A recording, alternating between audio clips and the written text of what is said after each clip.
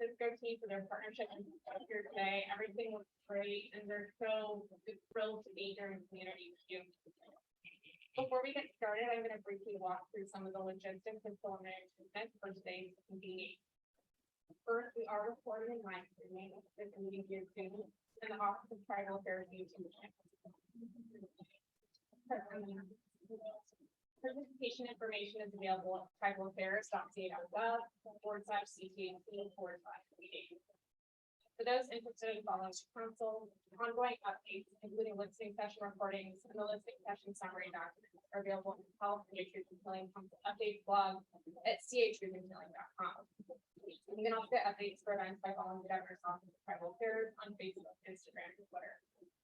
Additional details, including meeting dates, agenda, and background information, are available at the CTHC page of the Tribal Affairs site. We'll have one virtual listening session this month as a reminder for those of you who have been joining us, and that's going to be next week on Wednesday, September 21st. And as a reminder, this evening's strategic planning session from 4 to 7 will be virtual participation. The link for that session is available on the Eventbrite page that you use to register, and it's our regular listening session link. You can find it on the site. I'd now like to remind everyone that in joining us here today, you agreed to adhere to the council's principles for respectful engagement, which I'll walk you through in a moment. A copy of the principles is available for your use and review at tribalaffairs.ca.gov/CTHC. Refusal to adhere to these principles will apply to all participants, including governing council. If you feel at any time that you need to step out, or you feel that you need in need of assistance, please find one of our team to introduce in a moment. Refusal to adhere to right to get that here. In order to create a space where participants feel welcome, hopefully respected, and create our stable community, we hold the following. If you feel at any time that you need to we have the community members, authorized representatives, staff, moderators, public work towards sharing in their stewardship. If you are a participant in a meeting with the council, we ask that you engage in the work of the council with others in an open and respectful way. Engagement with leaders is a to welcome. Take care of your emotional and mental well-being and seek support as you need it. Respectful engagement in the context of these meetings means affirming the person and critiquing the ideas, provide feedback constructively, and with the intent for mutual growth and healing. Welcome feedback and challenges to your opinions. Avoid contributing to assumptions or generalizations about tribes, tribal communities, or other groups. Do not ask individuals to speak for their perceived truth, speak only for yourself. Offer participants the benefit of the doubt. Spirited discussions are expected on these topics. See this as a sign that folks are engaged in care, and remember to be respectful as you speak, read, and listen. Honor confidentiality, do not hear others' experiences or information from permission. Assume that you have relative privileges and both explicit and implicit biases. Know that others may or may not have had similar opportunities, experiences, and backgrounds. Recognize that applications are equally valuable. For those from dominant identity groups, refrain from contributions that prioritize dominant experiences over those that have been marginalized. Welcoming behavior. Please make behavioral adjustments for virtual communication for those who are joining us virtually. If you wouldn't say something to someone's face, refrain from saying it verbally by voice or text. Note that use of strong language, capital letters, and exclamation marks can be easily misinterpreted as well as yelling or aggressive behavior. Remember that tone does not carry to text. People might not realize you're joking or being sarcastic. Leave space for others to engage and express comments and ideas if you've spoken recently by letting people finish their thoughts before adding new ones. Personal well-being. And we're almost done. So take steps to ensure your physical comfort. Some examples in virtual meetings include shifting your sitting and standing position often, taking a purposeful deep breath regularly, raising your eyes to look beyond the screen or sit back from the computer when possible. Keep a glass of water nearby and take sips throughout sessions. There is water, coffee, and refreshments in the back if folks need them. There's also restrooms down the hall that way. So please, if you need to get up, feel free to excuse yourselves. And in the context of this meeting, if you could endeavor to be as respectful as possible in doing so, sneaking out is a good option, or if someone's in the middle of something, please try not to express financial disrespectful behavior by kind of walking through their space. Seek support from your own networks or from provided resources as needed, and please alert council staff to any concerns as soon as possible. We recognize that participants bring their entire selves and histories with them to the council, and that topics explored during the course of this work may stimulate emotions and thoughts that would benefit from accompaniment and support. Although trauma responses can come from a variety of sources and contexts, the council understands that those who experience disparate treatment due to their Native identities may specifically want to seek assistance related to historical trauma and related issues discussed with council. We secured supportive resources for participants to be available for the duration of the council's work. The CUI is here with supportive staffing and medicines available for those who need them. And if anyone from the CUI would like to say a few words about that, but you don't have to. Actually, I'll defer to Jackie. You want to introduce yourself, Jackie? Good morning, everybody. Bonjour, my name is Jackie Pearson. My name is Jackie Pearson. I am the Chicago First Nations here. Thank you. I want to first of all thank everybody for having me here to help their California relatives this morning. And I just wanted to offer my support this morning. So April, I'm not sure if you want to speak. Yeah, so Sukui has been asked to work with the Truth and Healing Council to provide support for any of the traditional medicine, and also we know that a lot of these conversations can be triggering and bring up a lot of emotion, and so we want to make sure that we're taking care of ourselves. We want to make sure that we have support here. So Jackie is here and available, and you can always check in with her, or she may check in with you to make sure that you're okay, and that's for the circle. So if you need help with support, please feel free to look out for those folks. And thank you to our partners at CTHC for getting that contact together for today's meeting. Finally, I'd like to remind attendees that as we work through today's discussion, this process is necessarily open to all Californians, but we ask that those here as allies ensure that they please respect the space and voices of California Native participants, particularly elders in this process. For those members of the press in attendance, we ask that you engage with this process with deference to the Native experience, and that you commit to obtaining consent and final review from the Native peoples that you hear from today. We don't want this to be an extractive process or characterized through a lens that is not inherently Native or mischaracterized based on what people's intents were. And so we hope that you'll assist us in creating a safe space that's open, transparent, and welcome to all. Thank you again for joining us, and we'll begin with the agenda for today's meeting. And I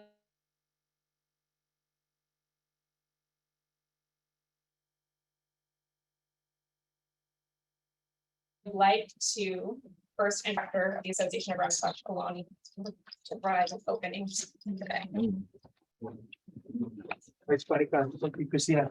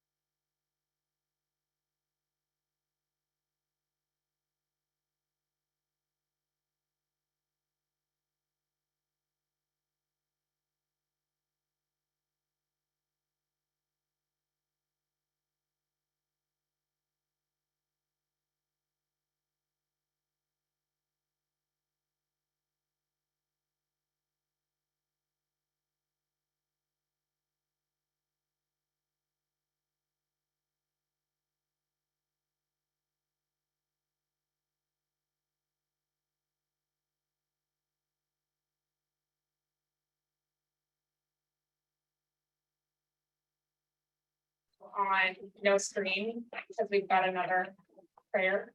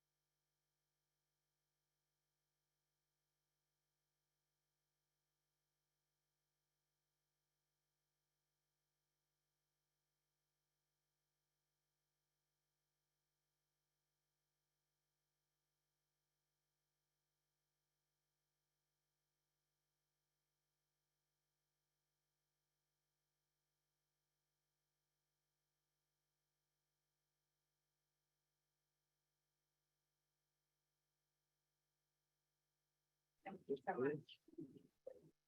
Indeed, we'll be coming back to the goal to the comments that all today. For those of you that are standing, we do have a couple of chairs open. If you have chairs open next to you, can you raise your hand? And we encourage you to come join the circle and Vanilla, I'm looking at you.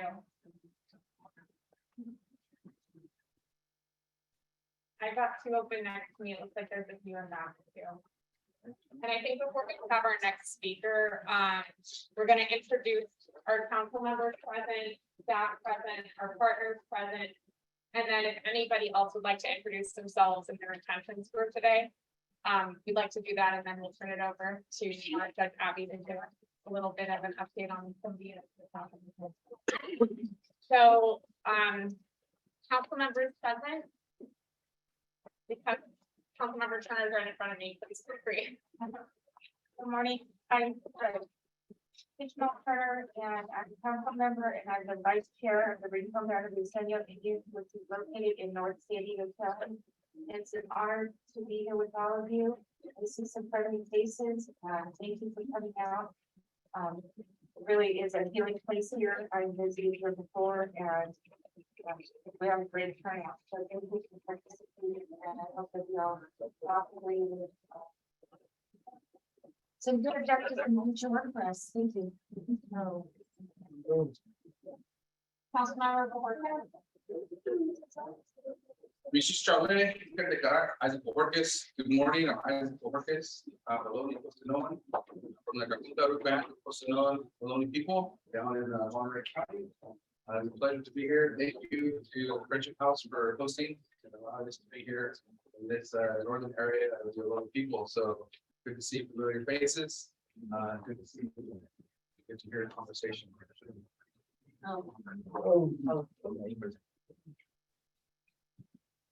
Do we have any other council members present? Councilmember Montana. Oh. Everyone, my name is Loretta. I'm the alternate for Senate voting time, and I'm the Senate voting commission. Other council? Are you moving on to council? Excuse me, I'm sorry. Would you like to introduce yourself? Yes. So it's a pleasure to be here. My name is Charlene. I'm in Vasquez. I have a Confederation of Illinois people drove here from Gilroy today. So happy to be here. I apologize for being late, but I think it's what it is. I'm here to listen and take back whatever I learned, offer whatever I can offer to the state. Thank you. And who do we have signing? So virtually, we have Councilmember Harper from Grayton, Councilmember Burris, Payron, and Myers. Great, And Sisk. great. Wonderful. Do you want to unmute Michael and let them say anything?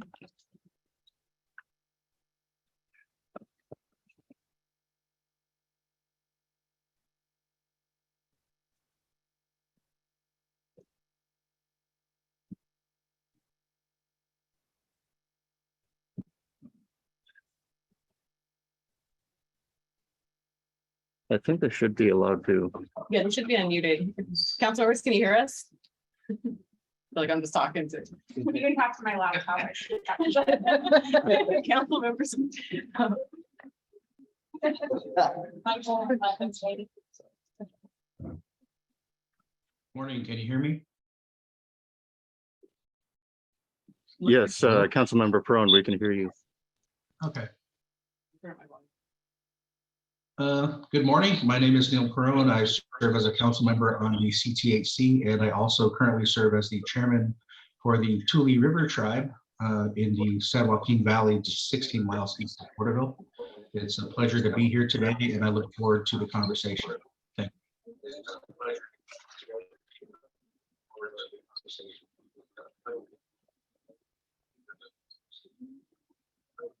Great, thank you, Councilmember. Would anyone else like to speak to the group? Would anyone else like to speak to the group? Go ahead, Councilmember Harper. Yes, open Nikantosh and welcome everyone. Mayawe Joan Harper. I'm from the Federated Indians of Brayton Rancheria. And I'm laid up with a foot cast, which makes it difficult for me to travel.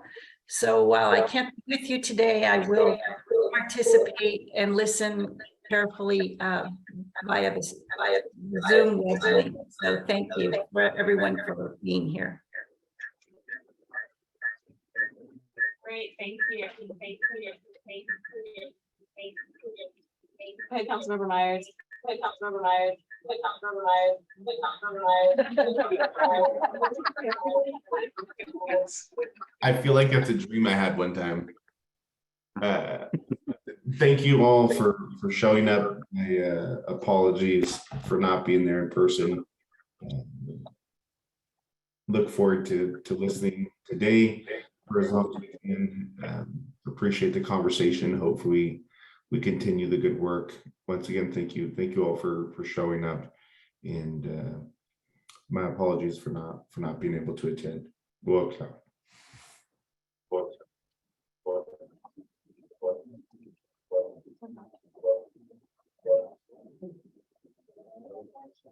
Thank you, Councilmember Myers. Would anyone else like to say a few words to the group?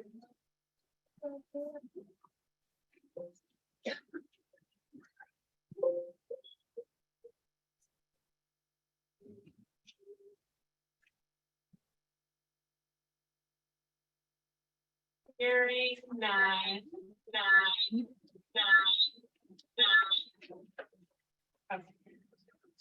Hearing none, we will then move to members of staff who are available, and if you need anything at all, please feel free to find one of us. So you all have already met me. Loretta, would you like to introduce yourself? Sure.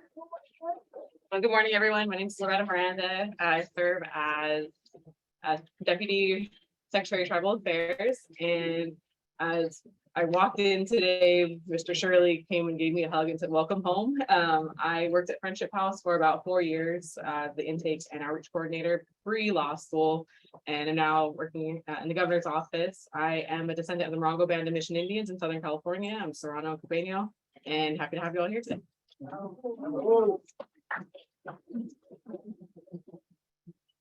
Michael, I know you're manning the tech, but would you like to introduce yourself real quick? Hi, everyone. I'm Michael Park. I'm the assistant over at the Office of Tribal Affairs. It's an honor to be here, and I appreciate the invitation and being part of this. And thank you for your time. And many of you may recognize Michael from all of the email blasts that you get. So he's a celebrity, I think, in this space. Vanilla. Hi everyone, my name is Nala Tucker. I am best versed in South Sialua. I was an acting as a fellow this summer for the council and very And Andrew, our guest today. Hello, everyone. My name is Andrew Hewitt. I'm the assistant in the governor's office. I'm a descendant of the OTT Wintu, and thank you for the space. Glad to be here. And then have a partner from the Comic Law. You'd like to introduce yourself to the jury. Hi, my name is Andrew Bonweva. I'm an enrolled member of the Long Beach Tribe of North Carolina, and I'm with Decolonizing Development Project with my colleagues Carlos and John. We are supporting the work which we keep doing here in California through a fund, called the California City Union Fund, that's offering grants to tribes and native-led nonprofits who are doing work that is in service to the goals of the council. So we currently have our open, but we're doing free to check it out. You can get to the link from this is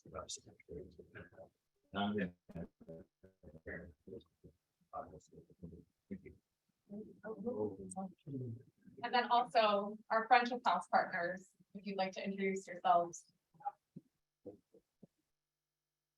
Wherever you want to start with. Abby's she's on the board. She's been. I think we're gonna go around though first before we, okay, but we'll start with Judge Abby. Yeah.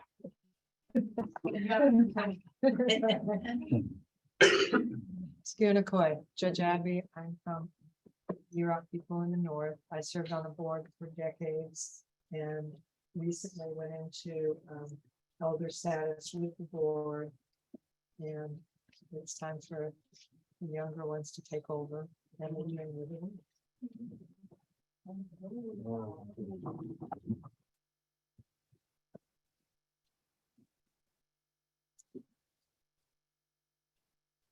Good morning, everybody. My name is Wayne Grigsby. I'm chancing the Loretta tribe in this Senate. I've been associated with Friendship House since 1984. Met Helen. Right here. Well, there you go. I met Helen, Tricia introduced me to her, and I've had a very good relationship with both Tricia and Helen for many, many years. I was a former patient here at Friendship House. Completed the program here in California.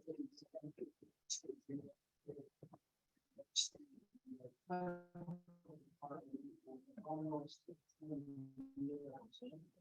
I'm honored to amongst such a group of people that have listening and helping with it. And now we're on a path that I think that the springboard to much success. So I'm honored. I'm glad to be here, and really looking forward to hearing what all of you have to say. It's not about how much I have to say, it's about how much I have to say. Thank you very much. Good morning, family.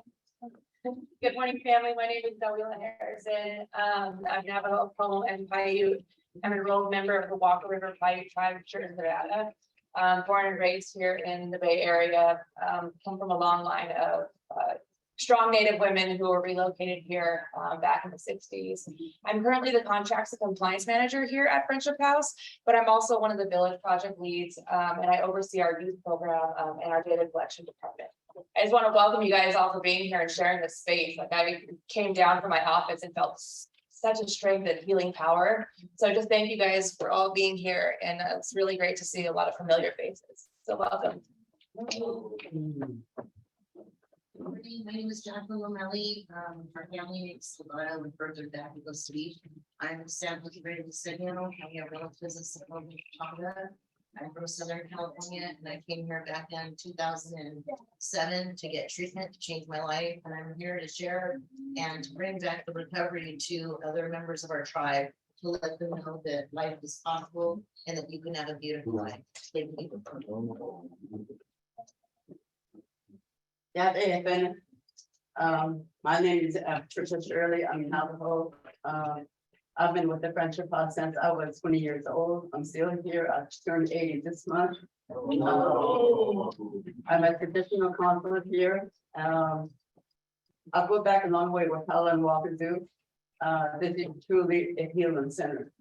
We have family come from all over, come here for the past over 50 years serving them. And a lot of them, they call this one a home because it really is a place for them to come and experience complete healing. So we just continue to help and support them as they experience getting well and getting their life back. And they come to the program so broken, their spirit is so broken. And yet down deep inside, they're very unique people. They have many, many different gifts. We hear them every day in my group. They sing, they pray, and talk about their experience. And that's how they experience healing. And this is truly Helen Billen. She had the biggest strain and she achieved it. We only have boarding school education, and yet we put this one to work. Nobody believed us it was going to happen from the beginning. But through prayer and faith and just continue to focus on our vision, our dream, believing in ourselves, the feeling is here. And now we're so anxious to get the other one started. That's going to be amazing. what a shining building that will be in the city of San Francisco for our people to get together like this. So I truly honor you for your gift, your healing, that you're here today. So we're going to have a beautiful, blessed day today. Thank you. And we're getting some feedback from our live stream, and folks can kind of yell a little bit, then they might feel it. Good morning, my name is Catherine. I am an enrolled member of the Little Traverse Bay Band of Ottawa Indians. I'm an intake coordinator here, part of the community outreach. It's an absolute honor to be here with you today. I'm also an alumni of the Friendship House from 10 years ago, and I maintain my sobriety and an example of what this beautiful healing center can do for our Native people. And it's just a real honor, and I'm very proud to be a part of this today. Thank you. Hello, good morning, relatives. My name is Peter Brad. I'm from the Quechua Aymara, South America. Born and raised here in San Francisco. And I've been with the Friendship House almost 30 years and have that many years clean and sober. And the program here changed my life. And I really want to really thank all my California relatives. You know, I always say I'm local, born and raised, but I traveled up and down this beautiful state we call California. And I feel blessed to grow up here. And so I really want to welcome all the California relatives who came here. And when I was a child, the Indian Center was around the corner, and my mom packed all of her 5 children up, and we moved out to Alcatraz Island, occupation. And then later, you know, the river fishing rights struggle in Northern California, the olive up in Washington, Wounded Knee. We were movement children, but always came back here.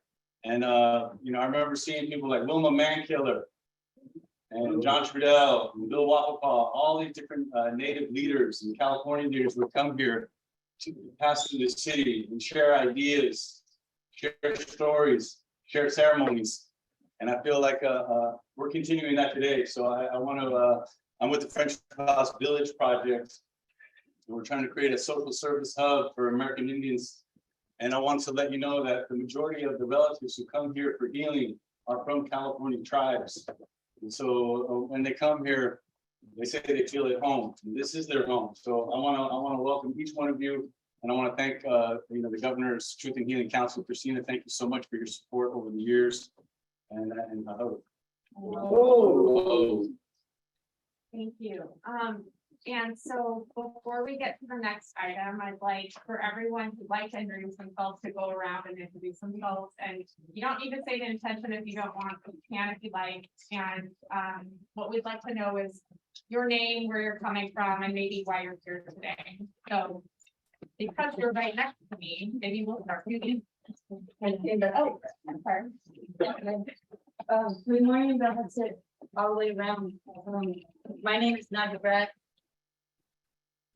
sister to Peter, so a lot of what he says is my story too. I just want to say thank you and also acknowledge our relatives like Quechua Aymara from our father's side in German English, that was Czechoslovakia. But growing up here in the community, our mom, she came from down south, Peru, and she was transplant. And the way she says it is that she didn't know why of all her siblings that she passed and came here to a different world. But her only knows that she planted 5 seeds here. Either myself or 2.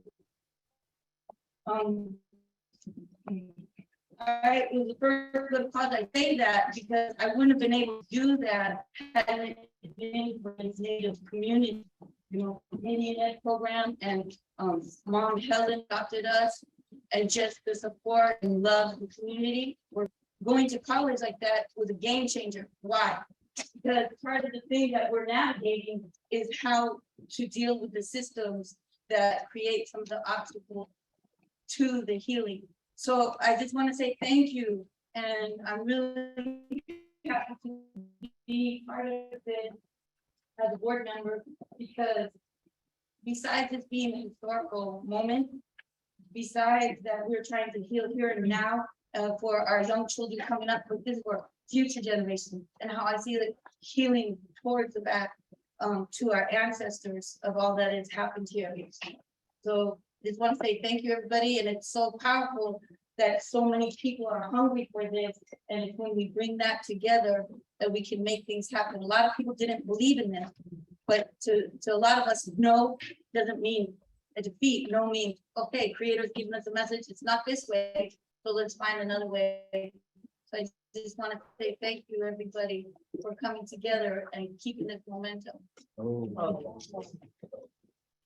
Before we move on, any other board members?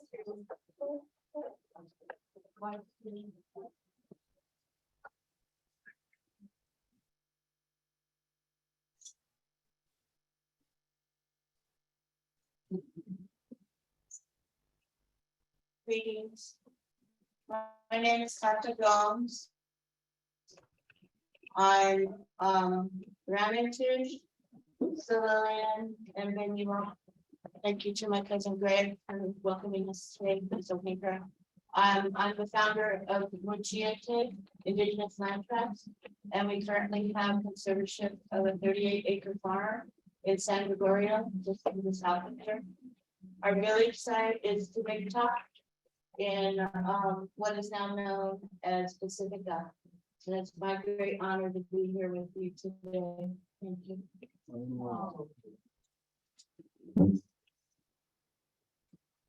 Good morning, everyone. My name is Elena Chavez. I'm in the government and the new senior advisor for social innovation. Really excited this morning. Good morning, everybody. My name is Davila Hesse. I'm a descendant of the Choctaw Nation, a tribal liaison with the California Interagency on Homelessness. It is an honor to be here with you today for the purpose of learning and being in the community office and the Friendship House and the community for hosting. Thank you so much for having me. And we'll go, I think, back row first. Okay, back on first. You can say pass if you don't want to. Hello, my name is Chen Krilla. I'm a member of the Vintage Corner in Alabama Pomo Indians, and it's an honor to be here with amongst all of you. Have a good day.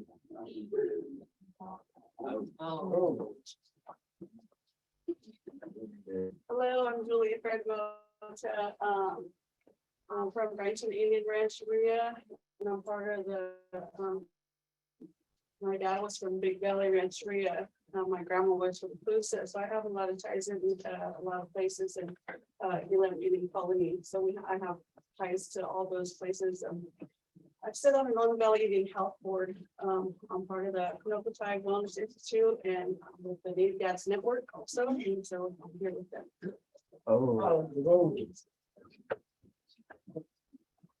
Hecate ma, we so we can Clifford Nota Yai, Lemba. How are all of you? My name is Clifford Nota. I'm from Elam. I'm also here with Native Dads Network, and my family was relocated from our reservation in the early '60s here to the Bay Area, Oakland, California. And I remember coming down when they moved back in the early '70s, and then we would travel back down to the Bay Area, and my grandfather and grandmother would do a lot of cultural things down in Oakland for their friendship house there. So what a beautiful day it is to be Indigenous. What a beautiful day it is to be here in this present time. We ask that Creator bless us, that He bless our hearts and our minds, that He help us today to receive all of the good things that are going to be talked about, and even all the not so good things that are going to be talked about. But we're honored to be here today, and like I said, I'm here with Native.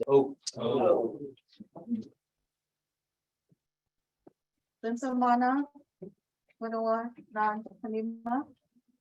how are you all, my friends and relatives? My name is Aditya Aguilar. I'm a member of Canoligo Pomo Nation. I'm also here with the Native Dads Network. I serve as director and the founder of Native Sister Circle. I'm a community member. proud mother of three, and glad to be here amongst you all today, and a part of this healing for our future and for today. Oh. Hello, and thank you for allowing us to be here with you guys today. My name is Sergio Hinojosa Jr. and I'm also sit on the board of Native Dads Network from Sacramento, California. And just an honor to be here amongst your people. And just want to thank you again for having us here, just to get this healing and all these good words. So I come with an open heart and open mind, and I just want to listen and be a part of this. Thank you. Oh.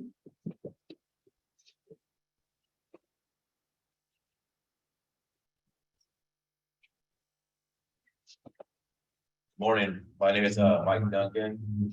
On my father's side, Mighty Wintoon, Wailaki. On the other side of Western Bash, Shoshone, Tomoe. I'm an enrolled member of the Round Valley Indian Tribes. Happy to be here. I'm also the executive director of Native Dads Network. And again, what caught my eye really about the healing part. We're all on this healing journey. I have sobriety. My sobriety started 15 years ago and led me to this path today. So I'm excited to continue to work with people that have that same similar vision for our people of healing and resiliency.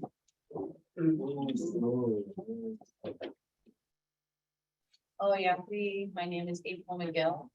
I am the Director of Community Partnerships and Projects at the California Consortium for Urban Indian Health.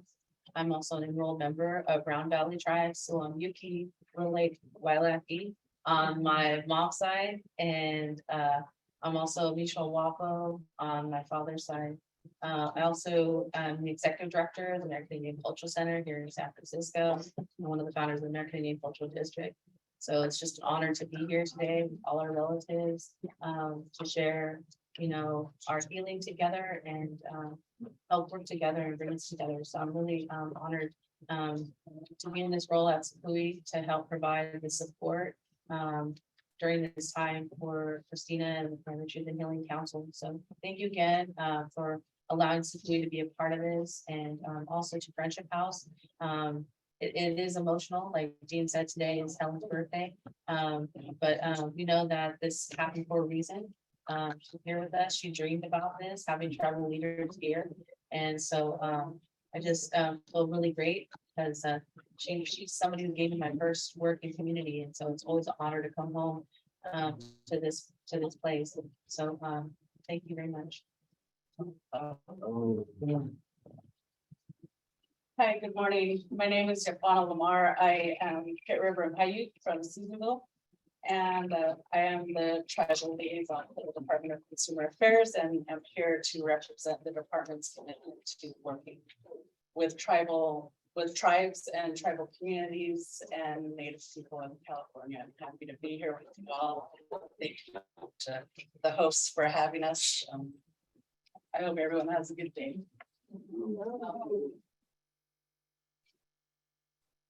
Just to a tiny bit longer introduction, I did mention that I am from the Confederation of Ohlone People, again, Charlene Eigenbach. But something that I think about, and as I've been sitting here thinking about, it is how probably most of us in this room are dedicated to, all kinds of things related to our ancestors. We travel far and wide to support each other during all kinds of struggles, whether it has to do with that, or it has to do with health, or it has to do with welfare, or it has to do with, reburial of our ancestors, sites. So we stretch ourselves far and wide to do everything that we possibly can, and often we drop everything to be at a place like this.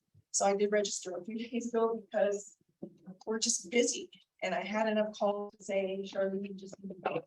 So I come here with my mother, who passed on, was born in San Francisco. Her name is Phyllis Flores. The rest of our family was born and raised for centuries and centuries out in the Gilroy area.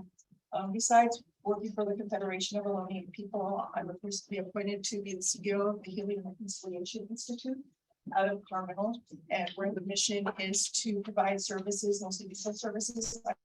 I'm legally trained for non-federally recognized individuals and tribes. Because there's such a, right, so that's one thing. And then just one other thing that I'll mention, I'm also on the board of directors for the Santa Clara Valley Health Center. Say. My mind is just whirling. But on that role, I know being born and raised in San Antonio, something about the health needs of Indigenous people for centuries, you know, really, because ever since colonization just broke our hearts, right? And so, again, I know each one of you are just stretching so far, so hard, doing so much to just bring home to the people, and I'm honored to be here at your service.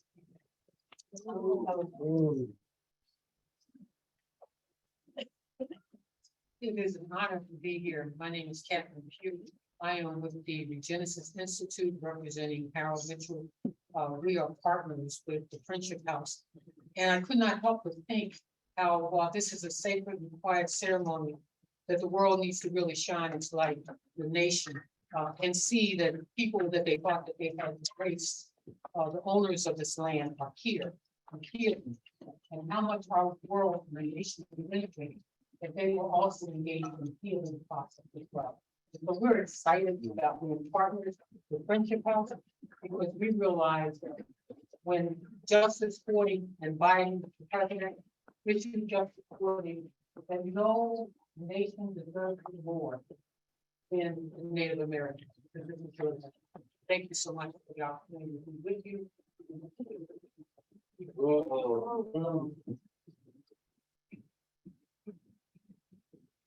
Hello, my name is Mary Turner. I'm a senior from Southern California.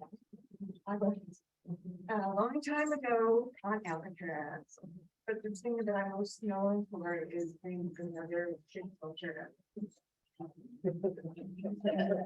We've seen the photos of you at Alcatraz, so that make that funny. Yeah.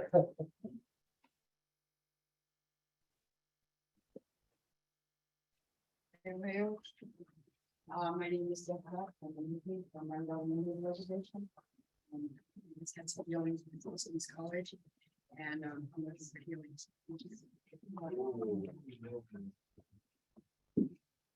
Hello, hi everybody. My name's Mona Olson. I'm UK from Round Valley, and I'm honored to be here with everybody today. And here for listening to the meeting, and hoping to take some healing home in the valley. Good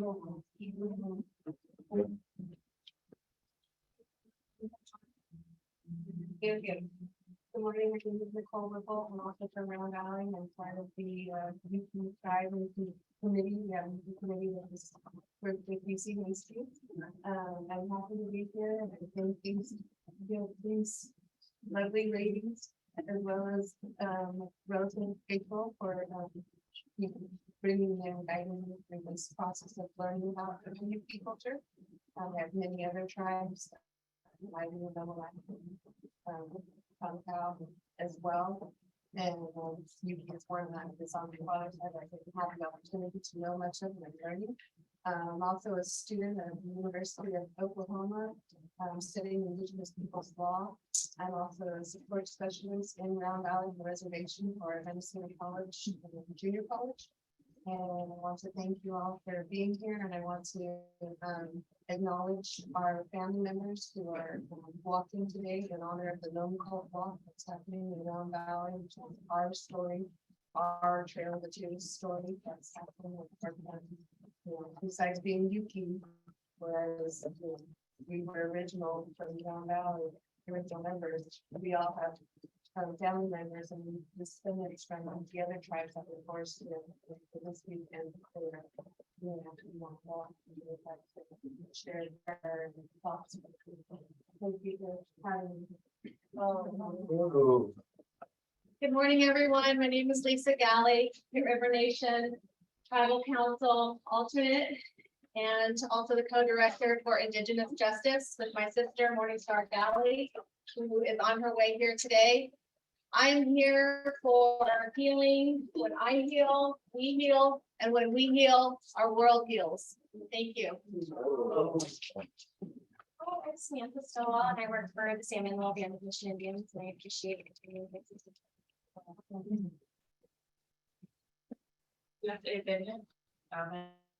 is Christina, and I'm a member of the Navajo Nation.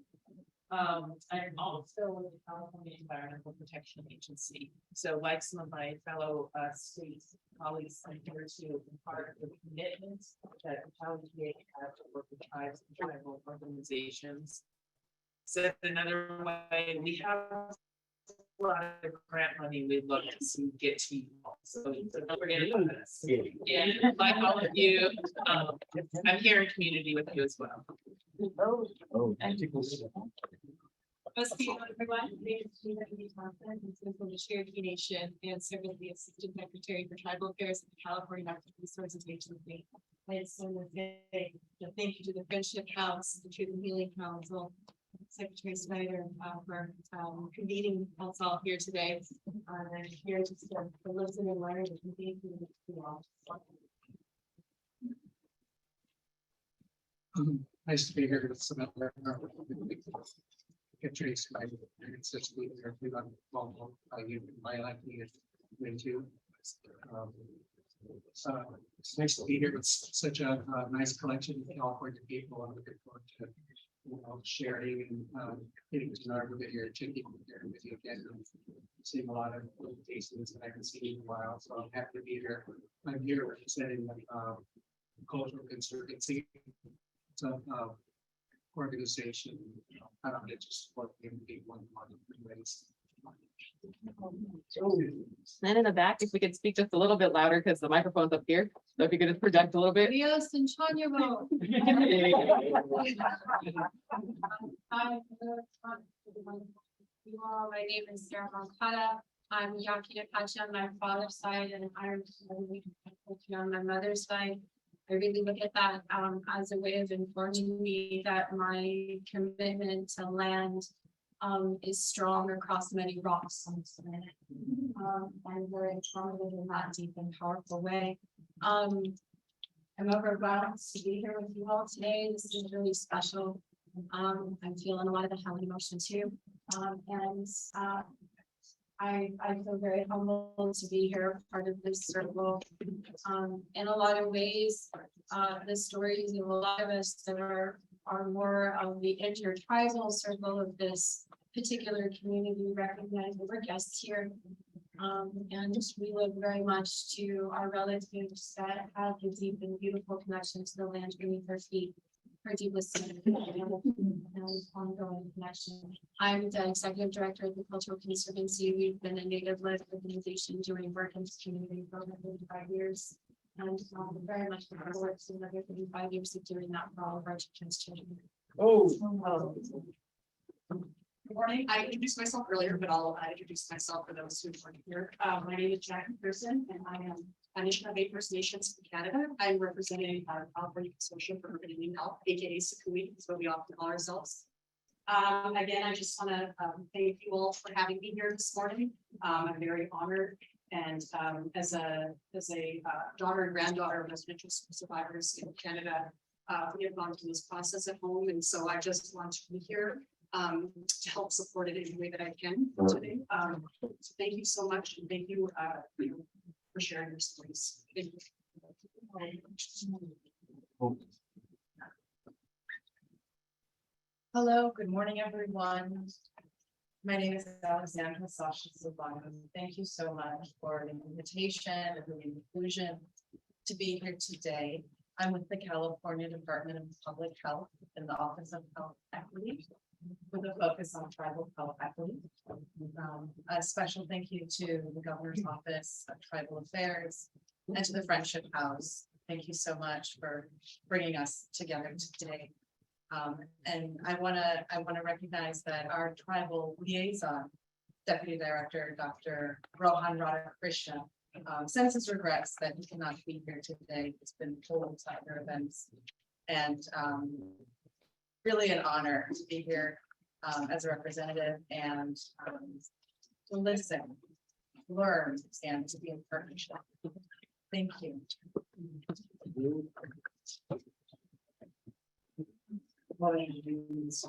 My name is James Smith. I'm the design.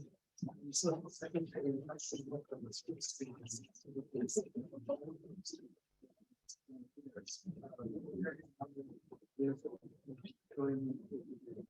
I'm also here to listen to anyone and I'll speak out as more. Thank you very much.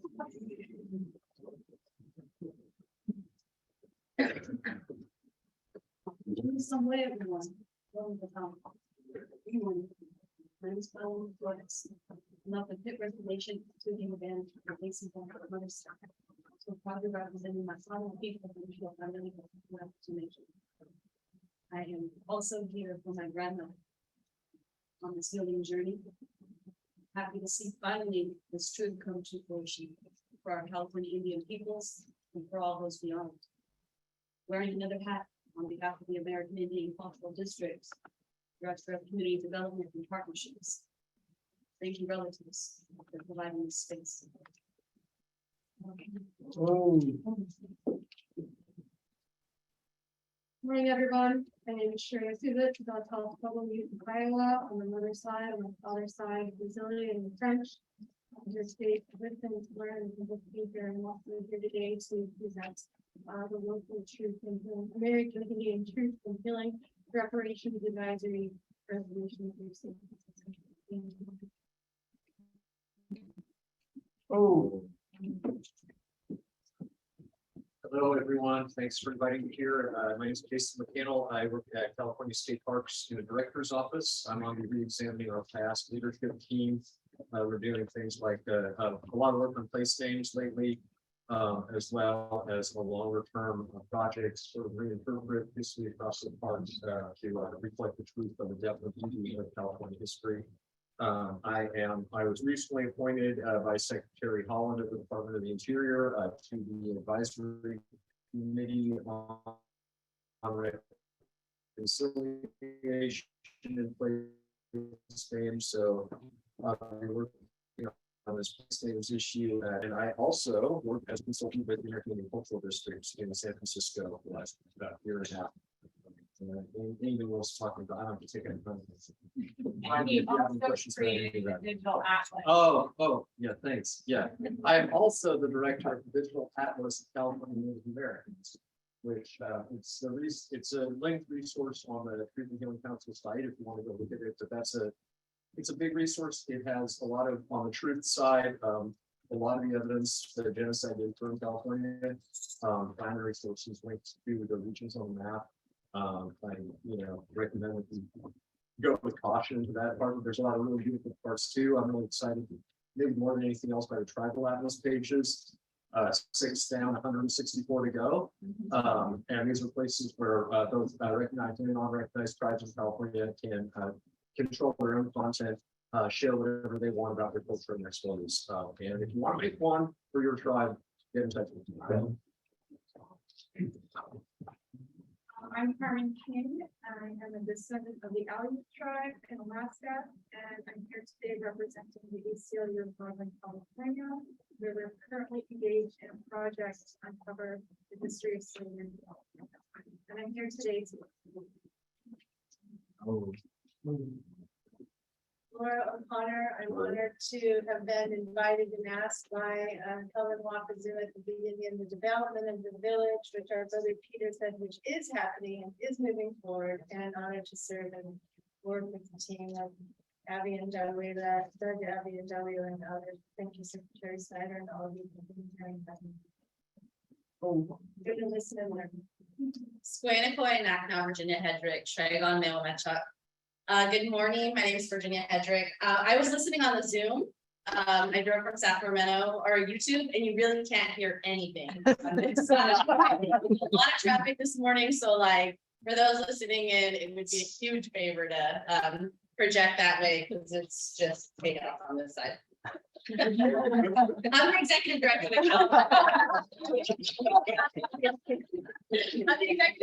California Consortium for Urban Indian Health. We do policy advocacy and public health programming on behalf of California's 10 Indian Health Service contracted urban Indian organizations, including the Friendship House. And it really is always an honor to do this work and be here with you all.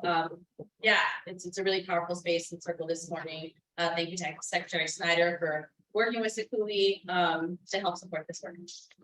Good morning, everybody. My name is Manny Lieras. I'm Navajo and Comanche. I'm here today from the American Indian Child Resource Center, where I oversee our Title VI Indian education for Oakland Unified School District. I also currently sit on the California Indian Education Oversight Committee.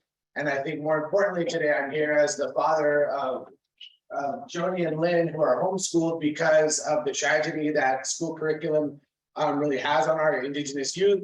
And so I'm a homeschool father, and I'm here to really just kind of learn and just be here in community. So thank you. Hi, good morning. I'm Manny Carter. I'm also mother of Joni and Lynn. And son Dave Nanani Haiwan, Nabanai Court Hall, and Oakland, California. It's good to see you all. Good to be here. I am the cultural program manager at Intertribal Friendship House, which is in Oakland, established 1955. Not to be confused with Friendship House.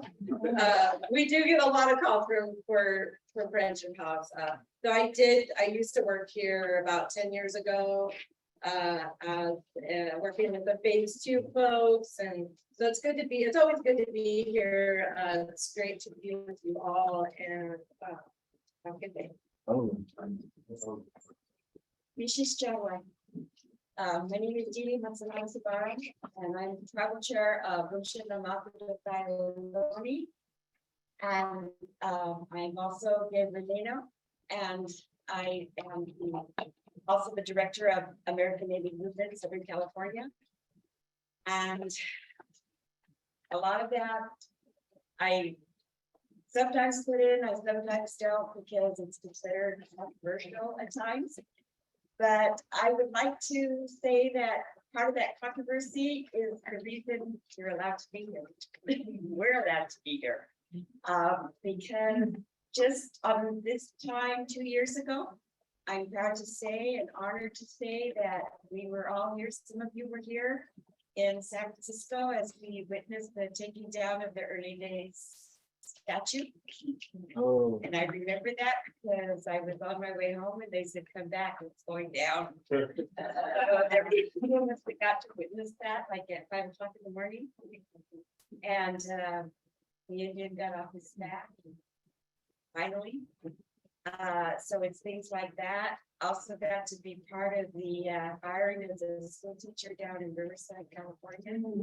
So I'm trying to be on that, on the education for the kids and what's being taught, and it's being taught to our kids. So there's a lot of work to be done, a lot of healing to be done. And I'm proud to say that at 66 years old, I'm still doing it. I'm doing it for our kids, and our grandkids, and my kids. So I'm honored to be here. Been to the Friendship House in Oakland many times, but this is my first visit here. And I want one of these down south. Hello, everybody. Thank you. Well, I was here. My name is David Ibarra. I'm also a member of Loni, and I'm a security director for SoCal. And if any of you are going to be down south, October the 9th, we're having our Indigenous Peoples Day event in Pomona. I have flyers. If anybody will want one, you guys can make a trip down here. It's October the 9th. So maybe somebody can go down. I have flyers for you guys. Thank you. Good morning. My name is Sam Manning. I'm from San Jose, California. And I'm doing a supervision here in Friendship House. I've been here for a week. I feel pretty good by myself. The people have welcomed me and praised me, and I thank you for having me here today. Thank you. My name is Alan. African American Native American. It's about 9 days, and I don't know what I do out this place. I'm very grateful to be here in this place. Thank you. Hello, Hilly. My name is Scott Sandoval. I'm one of the Chansey and Shaw and Numney. I'm a client here at the Friendship House. Been here for almost 90 days. I'm asked to be here to get the healing and the healing that I need here in this program. And I thank each and every one of you. I forgot to skip that. I'm almost so really got you an asset. Thank you.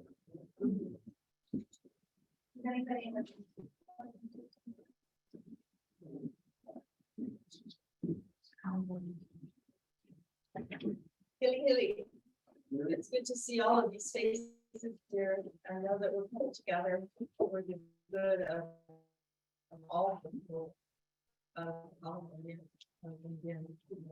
I want to thank the council for bringing us together here. My name is CTHC, and I've been disenrolled from Miranda for almost 2 decades.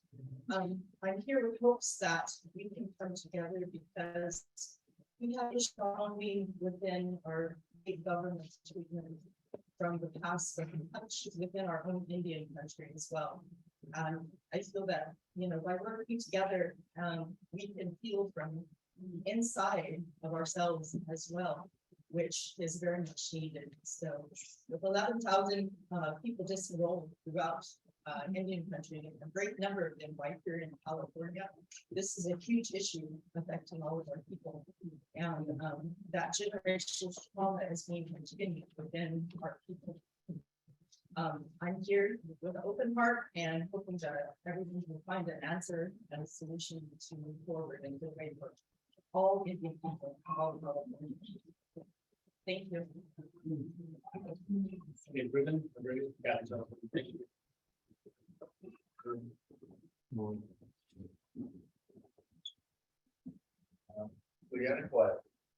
Good morning. My name is Aldi. I'm planning here.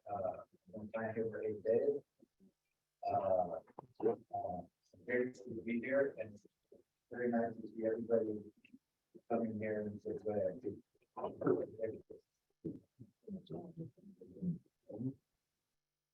Well, things that's in there, that skin, I don't know much about my aspect side or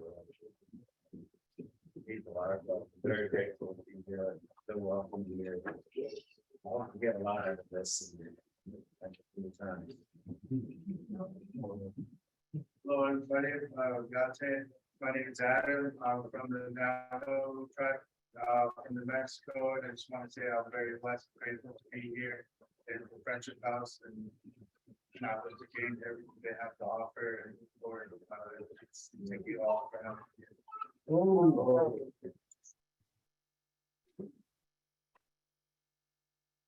Hello, my name is Molly Arthur, and I am working with Catholics on reckoning, repentance, and reparation. And I appreciate your invitation for my witness today. Buenos dias. My name is Roberto Hernandez, and I'm lying in Yucatan, Guatemala. As far as Nicaragua, we have relatives. I was born and raised here in Barrio La Misión, San Francisco, and I've been connected with the American Indian Center starting in 1974, which used to be on Valencia Street. And we've have had a beautiful brother-sister relationship between the Latino community, because we are here on alone lands and recognize that from a very young age. So I am a special.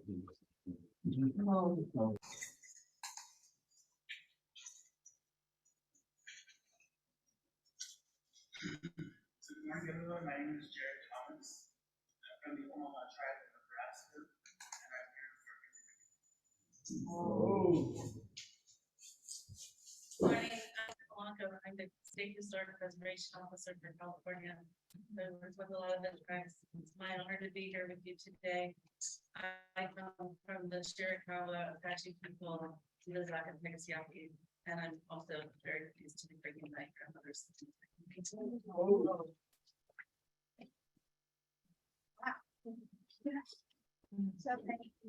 thank you so much. My name is Mary Lopez Kiefer. Virginia, I am Fire Lucian, Lucenio.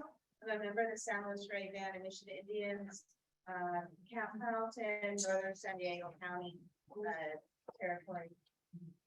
I am here to not only bear witness to everyone's story, but also hopefully get to share my own family stories. Just like Julie said, I bring my grandma and my grandfather's story. I'm here today because I was invited in my capacity as the Director of the Office of Native American Affairs for the Attorney General's Office, California Department of Justice. And we are here to share our commitment to the governor's call for forgiveness, so that there can be healing, but first there must be truth. So thank you for inviting me, and thank you everybody for the warm feelings. I feel blanketed by the good medicine in the room. So thank you.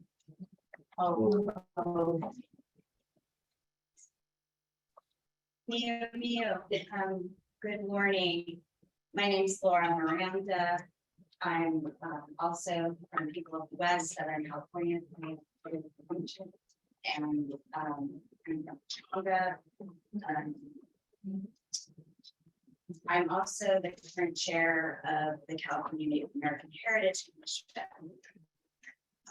The reason I'm here is because most of my work centers on protection of sacred places, protection of heritage places, gathering sites, cultural resources, and those, I do that specifically for the purpose of healing and reconnection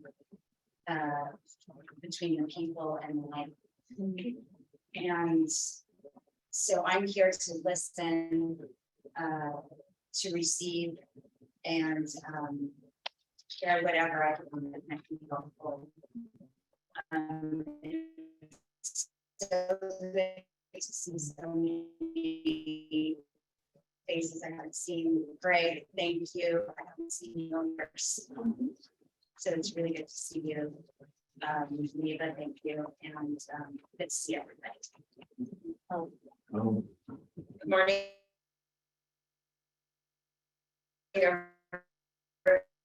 I have to live in Virginia.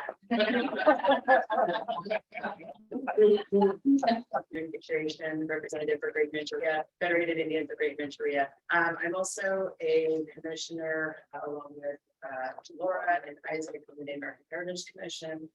I too have spent my life dedicated to sacred site protection. For me, at the core of that is reconnecting your cultural identity. I am an enrolled citizen of Grand Valley Indian tribes. I also was raised on the Okeyo Rancheria, so I'm the Okeyo Pomo. So I'm happy to be here. Thank you, Greg. Didn't see you a couple of weeks ago, I feel like. I happy to be here. I'm always for communities, and thank you everyone for sharing stories today.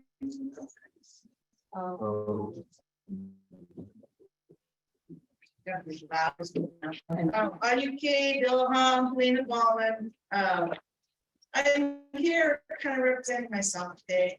We've been on a journey. If you're a California native, you've had the same history as all of us. They tried to wipe us off the face of the earth, and we're still here. So some of us have dedicated our life to bringing back ceremony, because that's what we're supposed to do. I do believe that our calling was given to us before we came to this earth. And fortunately or unfortunately, depends on how you look at it. My good fortune was to spend my life with the Tallawah ceremony leader, and in supporting him, and he got to support me in my role as a cutted medicine woman for the ceremony of brush dance healing of a sick child at Cutted Bean Center of the world. We are from true Northern California. I am up in the mountains. Both my parents were survivors of boarding school. My dad was sent away to Sherman Institute in Southern California for 10 years. My mom was sent to Chihuahua, Oregon. I don't know how they picked where they sent their kids. But in doing that, they destroyed the connection for our people. We lost language, we lost ceremonies, we lost our histories. Our children were abused, sexual, emotional, physical, all of it. And it has never been acknowledged or dealt with. And it's time that there was a time, we're old enough, some of us are old enough, to remember when all California natives supported each other. Because we all did the same thing. And now there's tribes, there's organizations, there's this and that. And I'm not talking to you, you're there and there. No, we've all been through the same devastation. We are all survivors. It's a miracle any of us are here. And we support everything. I'm sorry, you guys, in your organization, you're the young people. We're so proud of you and what you're doing. There was a time when we were punished for being a little brown person in a public school. No one would talk, we weren't allowed to go to their houses. We have survived that. We are stronger. Our kids nowadays, we brought back ceremonies. We brought back flower dance. We brought back world renewal ceremonies and healing ceremonies. They say, what? And they say, Grandma, what'd you do when you were little? Or Mom, what'd you do? That wasn't around when we were young. Support organizations weren't around when we were young. I survived growing up in California, period. It's a miracle any of us are here. And if this organization, if this project gets any strength, I hope it moves forward and helps heal our children. I've seen my own nephews and nieces and grandkids. They don't fit in the education system. We worked in education for years. We had an Indian magnet school working with kids because they won't work with non-Indians. Indians, if they don't like something, a lot of them don't speak up, they just go away. We are the invisible people who have survived this devastation, the Holocaust and the genocide in California. And by bringing back, Greg was talking about the songs, bringing back, to me, every little piece you bring back is a puzzle. And eventually, hopefully someday that puzzle will be full so our future generations can go strong and be proud of who they are. I had my facial tattoo put on because I am not invisible anymore. The community I grew up in made me feel invisible. And I put this on so my younger grandkids and kids and they're part of my spiritual family will be proud of who they are. I've had my markings for where I'm from. So we had a recent event where the traditional tattooist from Hawaii who did mine 20 years ago came and he tattooed 23 women's chins, Virginia was one. Oh, they need to be proud of who they are. They need to feel confident and comfortable with carrying their marks. It's who we are. It's how we identify. That's how we used to know where you were from. And it's okay. It's okay to bring back our traditions. It's okay to bring back our ceremonies. And it's okay to hold them. When we started holding our ceremonies, it was against the law. But we did it anyway. So listen to your spirit, listen to your heart, continue carrying on what you're doing. Every single one of you makes a difference in this world, and you don't know who you're gonna bet. But stay forward, look forward, stay strong, and keep moving forward because it's important. And we can't let it get lost in rhetoric. We have to remember those people that came before us and the ones to come. Thank you. Oh. Hello, she took that last man. He took strong. Hello, my name is Matt Hoffman. This is my wife. I'm here with her, but also in the head man for our Ottawa Native Society. That we formed back in 1976 to bring back our ceremony because up until the Civil Rights Act, whatever we did in India was illegal. And our ceremony was shut down in 1923 by the United States government. Both of us are descendants of the California Holocaust. And I know that this is a jealous word that only the Jewish community thinks that they own it, but it's not true. It happened here in California. And we are the descendants of that Holocaust and the genocide. I don't know how this is going to run today, but I moved to share one story if I can. So our language, we have a book in San Francisco, and it was written by the Oregon border. And I go to the elder, why is that we have a word for San Francisco, we don't even have a word for Ukiah? You know, it's too far south, I'm so far south from us, and yet we have a word for this.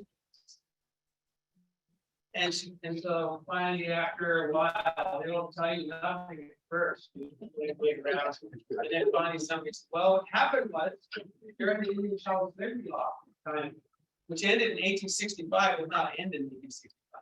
It took it off the books in 65, but it didn't stop. So what they do is that if a child was orphaned, then they could take the child and sell them into slavery.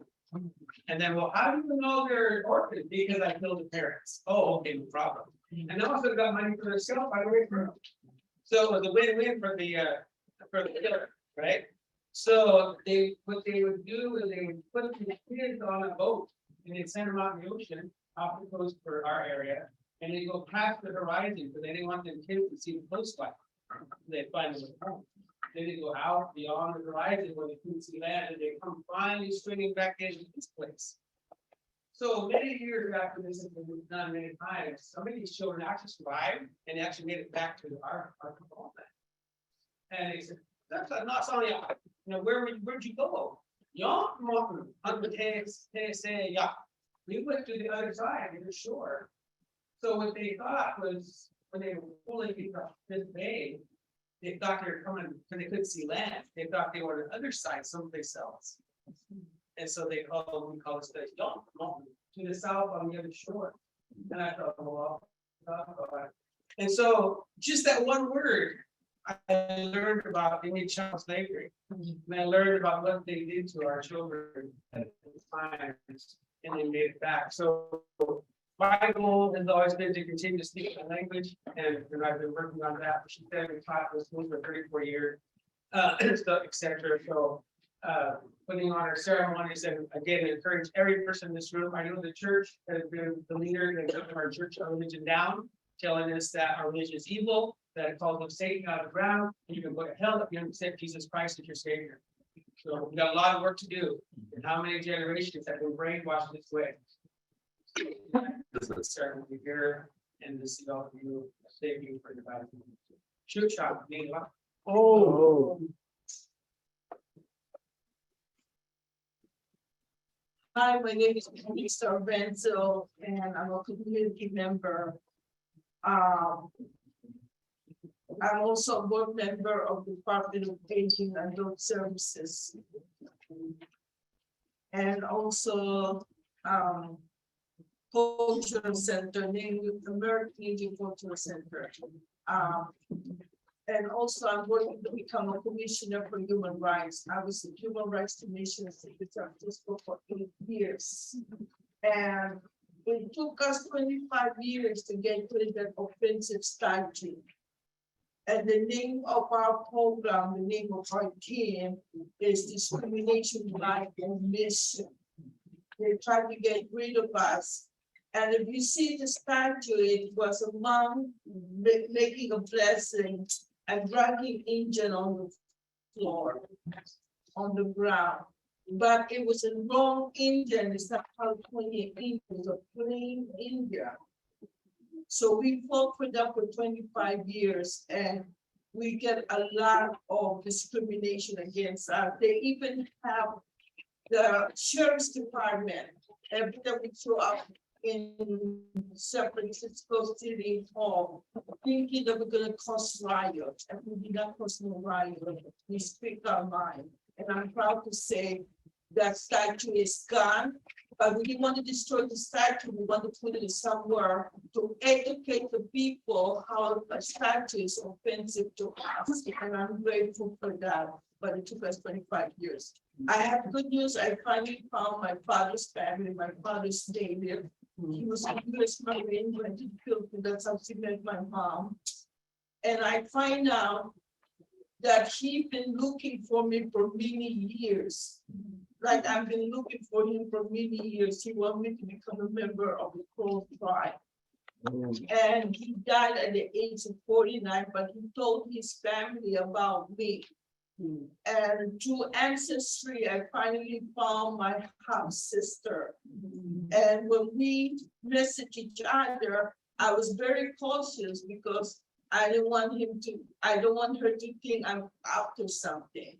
So I asked if she pro, is his name is St. Dennis, was she good in her ring? She said, are you my sister? And we talked on the phone, you've been looking for me, they've been looking for 50 years.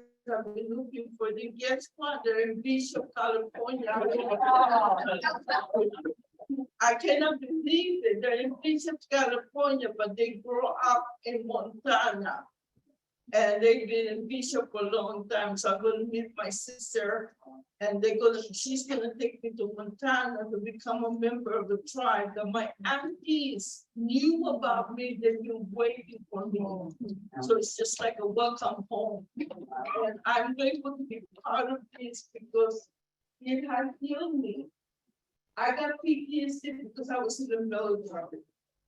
I got PTSD because I'm a product of Catholic school from kindergarten up to high school. And when I was growing up, we were not allowed to speak our language. We were in the Philippines. They hit us with a ruler to speak English. When we come home, we speak our language, but we're not allowed to speak in school. And so I've been through a lot. But I never thought that my father is a boarding school product and he's been in boarding schools up to high school in Canada since a Chippewa too. And I'm grateful that I met my sister and we can talk heart to heart.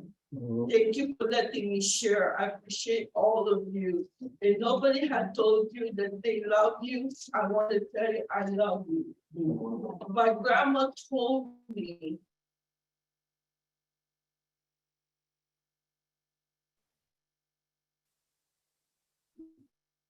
because I'm also a founding member of Faith. I am Two-Spirit. I know you're special, but I love you anyway. But if you want people to love you for who you are, you need to be real. And I'm real today. Oh. Very quickly, it's a reminder there are tissues in the middle. I'm sorry, and earlier I spoke here at the house and you on call security and hospital needs. I'm so happy. I had no idea that I was gonna be the only one. When I came from Southern California to have the treatment to change my life, I was the only one, and people wouldn't even know what it was. And I'm like, I'm gonna prove. I know the people who asked, I am a descendant of the Witch Topomai, which is on Camp Pendleton. My auntie, married girlfriend, I consulted my aunt on like what to say. I have a whole thing, but I can't tell it all right now, maybe later, but she's really excited that I'm here representing our family. The word that I got to the chance to step forward and get clean, not just from drugs and alcohol, but the reasons why I had these feelings of doing this kind of self-defeating behavior. I took the courage to change my life. And I used to work for our tribe way back in the 2000s with Carmen. And we used to do the recovery of like broken pottery and bones and stuff. We did in recovery, and we sent that stuff to the Native the Museum of Man in San Diego, and they sent it back. So I got a taste of my culture back then because I didn't really know. My father was in the Air Force, and I didn't really understand what was going on. We had education in the 70s, right after Alcatraz. We started having it. We had some people come from EQ University to come teach us culture and stuff, but they no one knew about the sending people. So I didn't really know. I'm half Italian and half Native, and a little splash of Spanish in there too. But I didn't know. My mom didn't really know. We weren't really taught these things. My aunt sister, who we call aunt sister, and married girlfriend, aunt sister knew all this stuff. So I really kind of just got into taking her brain about what's going on with our people and things. I mean, I lived in Paula for years, but I didn't really participate in the culture. I went to the basket weavers little thing that they have there, and some little things when they have the fiesta down there, and that's all I really knew. I didn't really experience it. But now that I'm clean, I've been clean since 2015 years clean, and this place helped me. So I can help my people and show them like, look, you don't have to live like that. And I want to learn more. I mean, I'm learning more. I don't really know anything about praying our way or anything. I pray the Lakota way, and I've been doing that for years, but I don't know about my culture. But it's nice to know that wherever I go, I don't make friends, I make relatives. And so I consider all of you my relatives. The staff here when I came here, they're amazing. Miss Patricia, Wade Grigsby, Randy, they're my family now. They've been my family back here in San Francisco. So all I can do is represent my Southern California people here the best way I can. I'm so happy to see you ladies here from Southern California. We have relatives in Chongo, we have relatives in the Boga, Ernie Silvado, our distant relative. He passed away, I'll be the first junior. But I'm just so excited to see you folks. And I used to work for Indian Health Services and Raycom over there in Palm Valley, working in their dental department. So I've been all around the area, but I just don't really know really what goes on there. So I'm here to learn, listen and learn. I'm sorry, I'm nervous. I'm just super excited. And I just want to give a shout out to my ancestor, Tomasa Savish. She was a solo also. And she was one of the first little children that were born in 1798 that helped build that mission San Luis Rey. And it wasn't because she wanted to. And none of our people building that because they wanted to. They were poor, they were rounded up. Some were taken to Wahomie Ranch over there. They had a little village, but they kind of rounded everybody up and just set us off in different places. I don't know if they sold us or traded us or whatever, but some of our relatives ran off, and then some went out got sent out to the reservations to roll them. But you know, I'm here. I'm a living testimony, and I go back. I went back to my friend Morningstar. We went back to Wahomie, and there's a tree there. I'll just share this really quick. It's kind of shiny on one side, and my great grandma, Maria Jesus Salgado, she was pure. She spoke the language. She told my grandma, because my grandma used to work there too as a child, they used to do laundry there. And they said that they used to tie the Indians to that tree and whip them. And we went back, but like it just always disturbed me every time we drove by there with my grandma. She's like, I can't even look at that place. When we drive down the road, and we had a ranch on the corner of Vista Way, and it was Oceanside Boulevard before. It was Mission Road, but not Oceanside Boulevard now. But we had that ranch for 300 years, and it went all the way from the river all the way up. When we had a river before water rights stuff taken away. And we'd be driving by, my grandma's like, I can't even look at the floods. And I'm like, why? My nonna, why can't we look at it? She said, they used to beat the Indians and are treating really, really bad. So a couple of years back, me and my friend Morningstar, we went out there, we burned some medicine at the bottom of the tree, we sang some songs, and I felt that we did some healing. We even go over to the cemetery where they have this big monument to the Indians that died there / were murdered there. And we sing songs there too, and we burn medicine, and we pray for forgiveness for what happened to them. And I feel that we've done like healing. And then we have a personal thing for us in my heart. Like I have present on that, but it's not like I had a dream that somebody said I need to go to every mission in California and pray at the cemetery for the people. And that's what we've done. We covered a couple really good ones, and I just feel it's healing to all the California people. Our people, like you said, we're all in this together. We all have this happen to us. Our families have been taken apart. We were murdered, you know, but we're still here, and all of us are a standing testimony of we will survive, and we're going to share our truth. And I live my truth every day, and I hope that I can learn more today with you folks, so I can share more and get more education. So I just want to say thank you so much. I really appreciate it.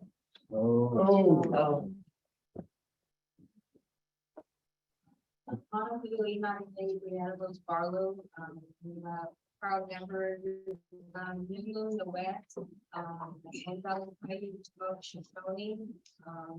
member of the Bishop Hay tribes, thank you to Spirit for giving friendship. Thank you saying glad to be here. Recovery and healing. This way. Good morning, my name is Carlos Alvarez, and I'm just grateful to be a visitor to this event. People I work with, we colonize about products, trying to do more from the product resources, native communities and tribes. So thank you for having this space. Peace. Thank you. Project. I've been reliving that for 6 years now, and it's just a gift and honor to my ancestry here. It's just like fellowship with such truth bearing and way on truth is looking to find a way. So thank you so much for the work you do. Yeah, thank you. My name is Jared Walker from Big Sandy Rancheria, Western Matabele. It's an honor to sit here with all you guys. I'm just here to listen. Name's Duncan Davis, Phil Mountain, River Tribe, and when I'm going to listen and learn. Well, thank you. And everybody who wanted to introduce themselves. Okay, as a reminder, there are tissues in the middle. If you gather them up, we are going to be burning them after the filling circle, but I'm gonna connect with Judge Abby now. Present on some of the initiatives that Friendship House has been doing and some of the transformative work that Judge Abby has been.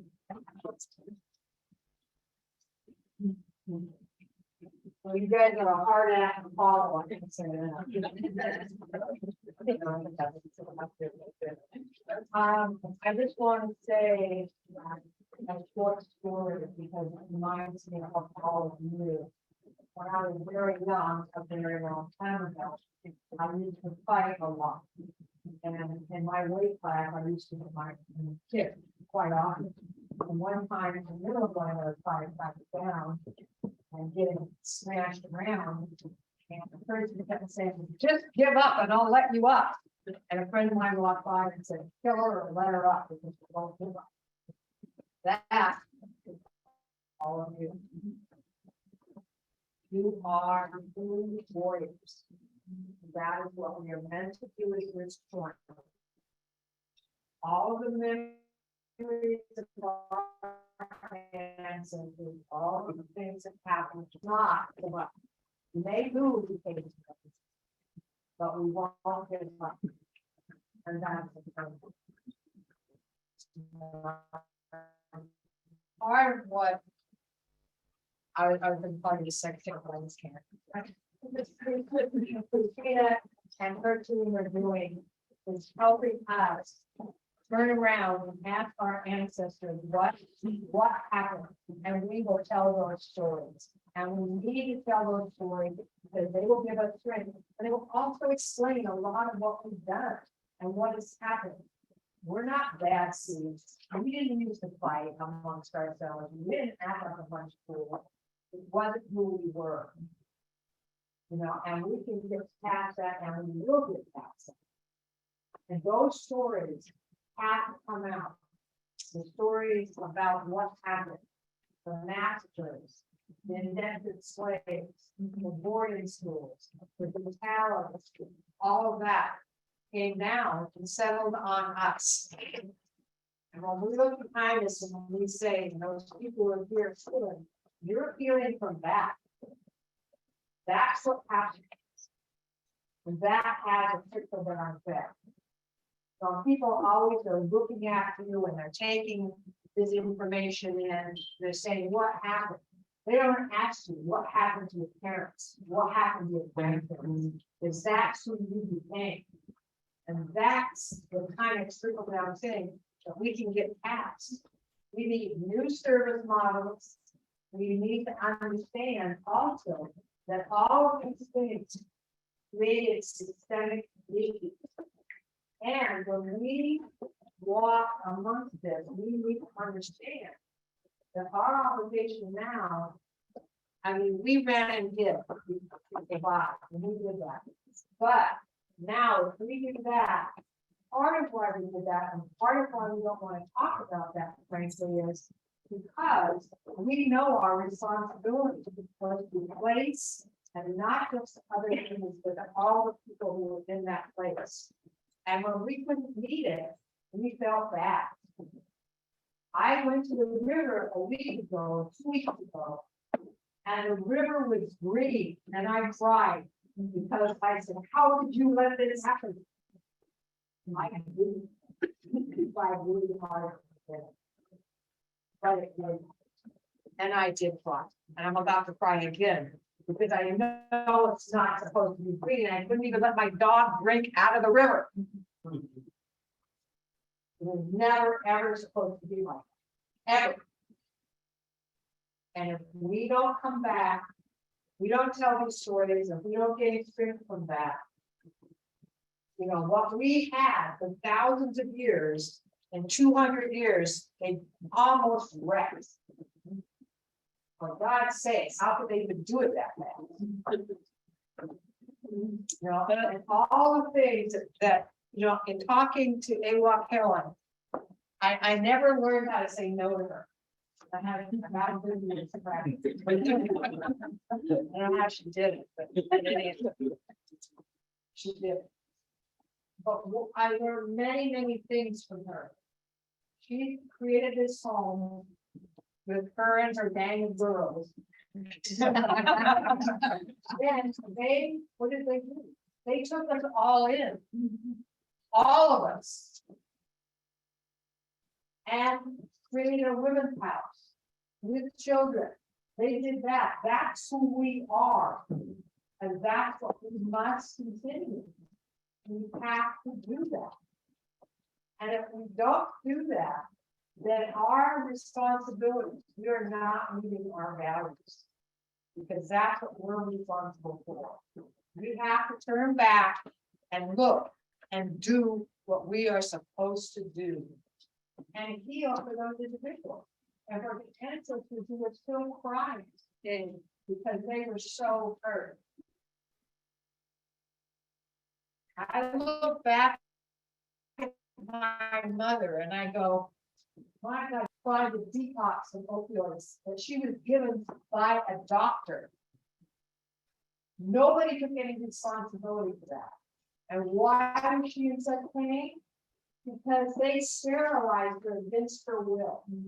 And she never, ever got over it. And then she's dead. And I'm just here at 20 what? But I'm like, what happened? I mean, I know she was doing drugs. I knew it all along. But somehow she always made it. But that time she didn't make it. And she's dead. And then they buried her in a church cemetery. Okay. So how do you resolve that? For me, a few decades later, I got permission and I brought her home and now she's with me. So sometimes that's what we have, what we can do. But for me and for her, now she looks at the river every day. She's where she's supposed to be. And I did what I was supposed to do. And that's what you need to do with all of this. All of the things that we've done, and some of them wrong, and I've done wrong myself, we have to do it. And we have to help them be there. But we can't let them take the river. We can't let them not help our children and our women who are trying to raise the next generation. We can't let them continue to lie. They and that's like saying, well, I would often say to Helen, I would always say to me that she was trying to call with one that's good a lie. You know, you cannot do that. You can't do that. There's one bunch of lies, or you should go for the big ones. So I wanted the little ones. But we have to straighten all that out. It's important that people know the truth, and then they, as individuals, also part of the burden of this was they have to do their way back also. Because if you build your life on a lie, you're in trouble. Not only are we in trouble, they're in trouble. So we have to show some value-based leadership so they can have a better value system. Where they're gonna continue to do this all over the world. And we've seen them continue to do it. So they need us and they need our help, and we need to come out and do this. And they need to see the truth. And they need to grapple with that. What they have done wrong. That's what their job is to help them do that. Frankly, I don't envy it. But it is a job and it is a task, and we need to support it, and we need to work with the people who are doing that. Because that is who we are. We must remember first who we are and what our responsibilities are. We know how to act in this place. We know that our family isn't just 2 or 3 people. We know that this place, that all of the other people besides the humans are related to us. They gave to us, we must give to them, and we must protect them. You know, and when you see dead fish by the side of the river, because there is no water, you know, I know I did something wrong. I feel that, or somebody did. It is the fault of humans who do that. Okay. We need to make sure we work on that and say that and stay with it. But the important thing, and what I enjoyed the most about all this, and listening to all of you, is yes, more fighters. Because that's what we need. And that will happen. You know, we're done with that other part. And we may not, you know, every day, there's certain days that are better than others, but we don't give up. And we will never give up following the right values. And from those values come practice. And that's what this council is about. It's saying, here are the stories, here are the values. And now you need these practices to make this right. Because we all have an obligation to make it right. And I think that's what they're trying to do, and we need to support them to do it. And yes, I mean, there's nothing better than fighting with your sisters, I should know. You know, yeah, we do that. I mean, everybody does, but we have to know that that's just kind of what happens. You know, it's like fighting with Peter. Sometimes it needs supervision. It happens. He takes us pretty well. I mean, that's, you know, but that's different. That's different. And we have to understand that difference. We have to act in that fashion and move forward in that fashion. And I believe in each of you, and that all of us can and will do that. Because that's who we really truly are. Have we sometimes gone over here, over there? Yes. Have we made horrible mistakes? Yes. That's the one thing about humans. That's why many of our prayers are the prayers help us we're only humans. And that reminds you exactly your place in the world. But it is our time and place to step up and do this. In any event, you've been very patient. I appreciate that. And I appreciate all the words you said. It was nice to see friends here.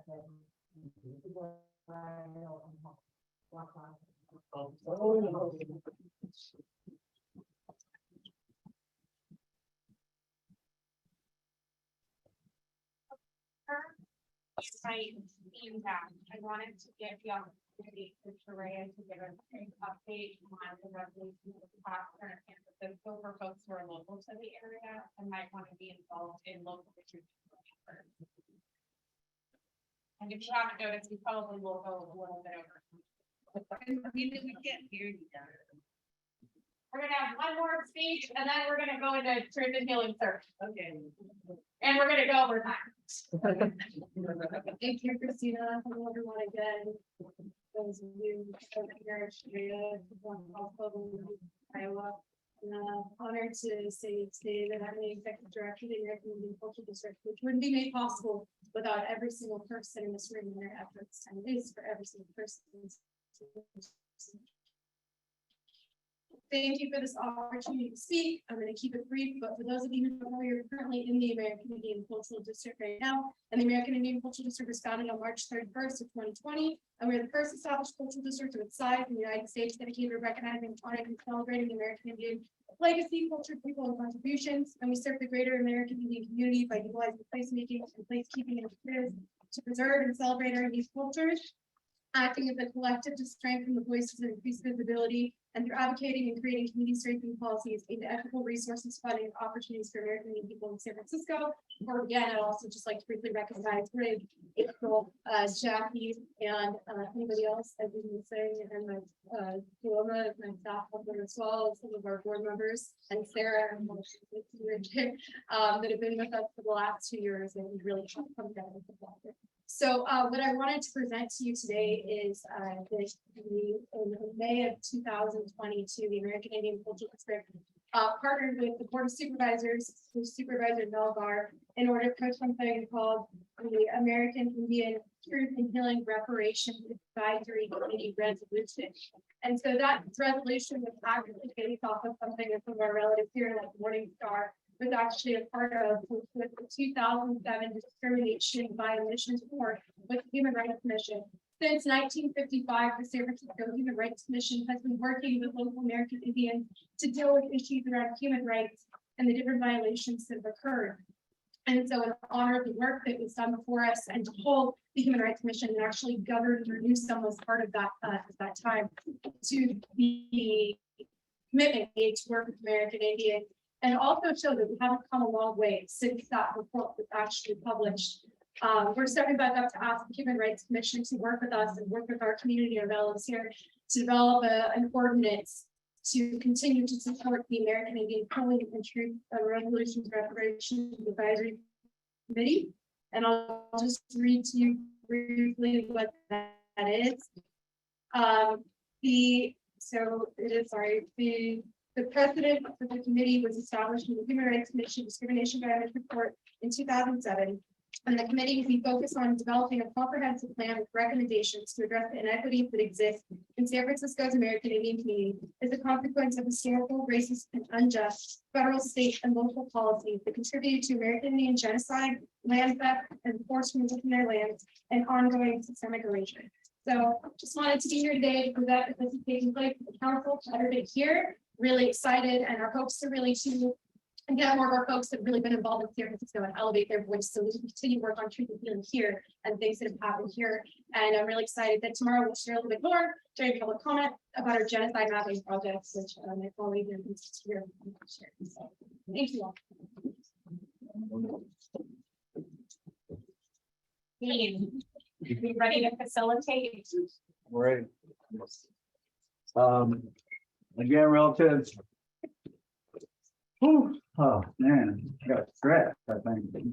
I'm well status, right? Yeah, I want you to, again, like I said earlier, when we came here, it was about healing, it was about letting you go, and self-care.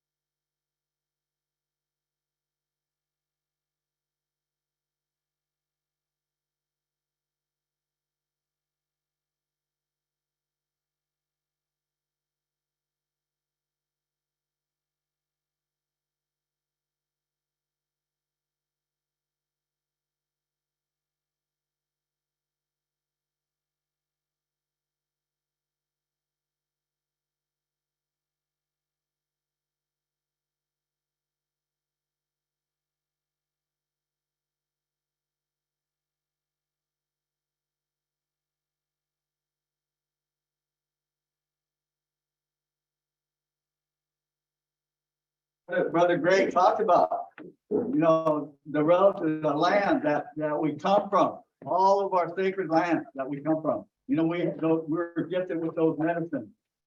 And you may not be on your ancestral land, but as long as you have that intention and you send that prayer out, your ancestors will know. And again, I would, you know, I thank Brother Greg for being with us today.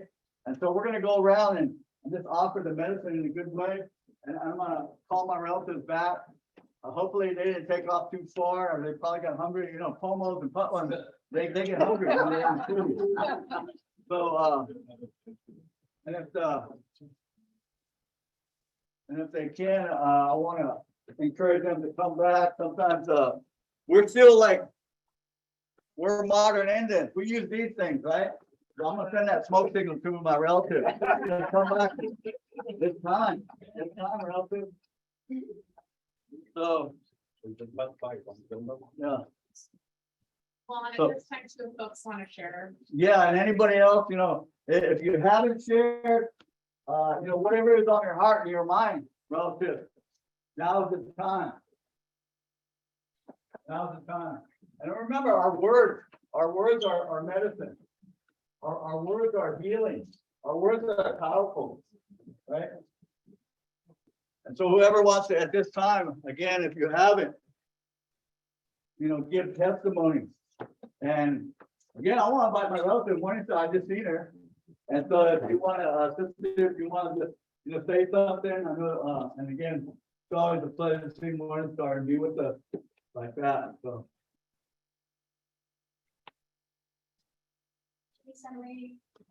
Relatives, it's really an honor to be here in the circle with all of you today. I just returned from my homeland from country, and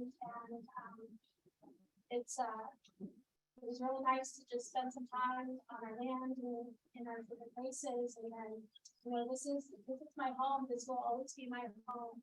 The San Francisco Bay Native community. I was born across the waters in Oakland at the Aim for Freedom Survival School, which was known as the Oakland Aim House in Oakland.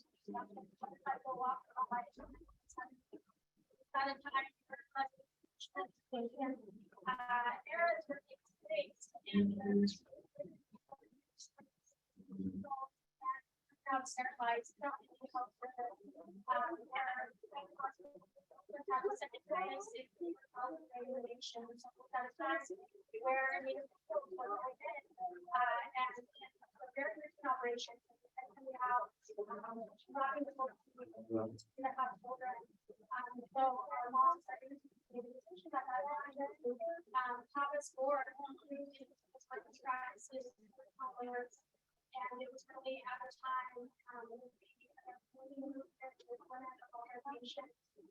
I just want to honor all of the peoples that are here that also share that same, you know, history of whether you were raised back home within your tribal communities or whether you were raised, you know, in these intertribal communities. I just think it's that all of them, my tribal home, that is our home as well. So again, it's an honor to be here with all of you and welcome to the Thank you. And again, as nephew goes around, and again, see it work, modern Indians. We adapt. And I always say I'm a self-described herbal Indian. Urban and rural, herbal. So again, I appreciate, I'm gonna turn it over to my relative, my cousin, Mike Duncan and Brother Cass, and I'm just so thankful that they're here to share their offerings, their prayers with us in that good way. Oh.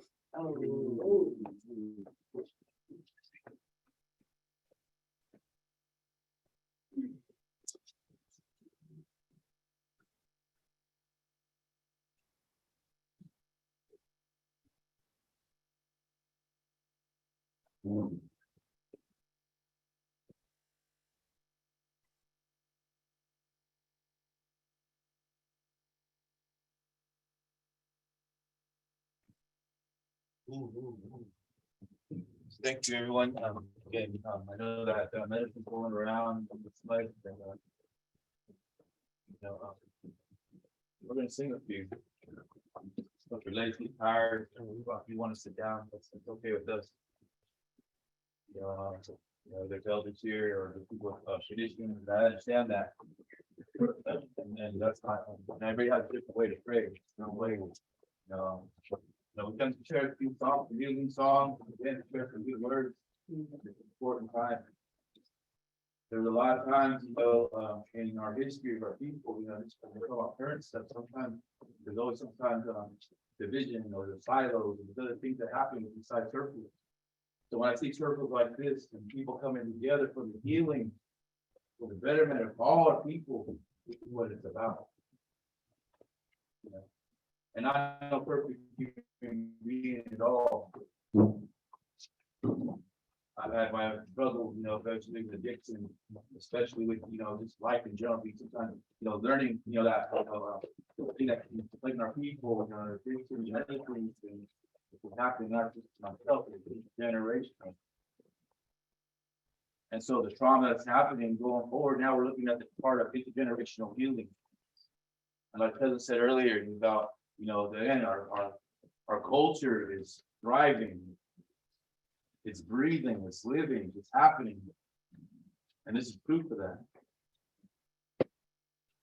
And it's important as we sit in these circles that we understand all the things, we know how to behave in these circles.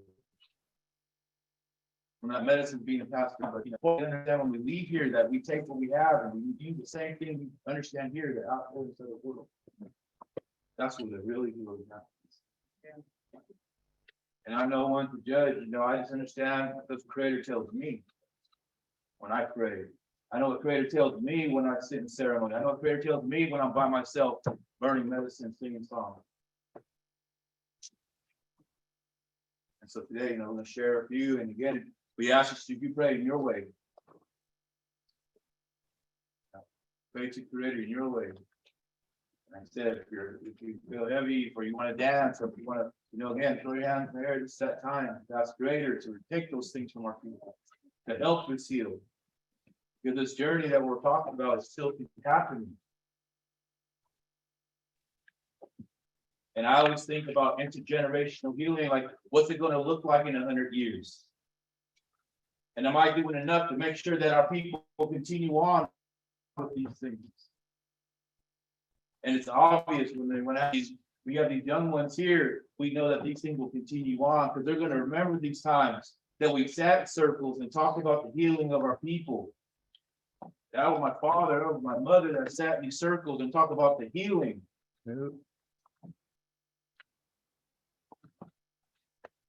That's the important part. So for us, again, we pray for all the ones that came before us that gave us the privilege to be who we are today, that sacrificed so many things for us to be who we are today. Thank you. Gratitude and appreciation.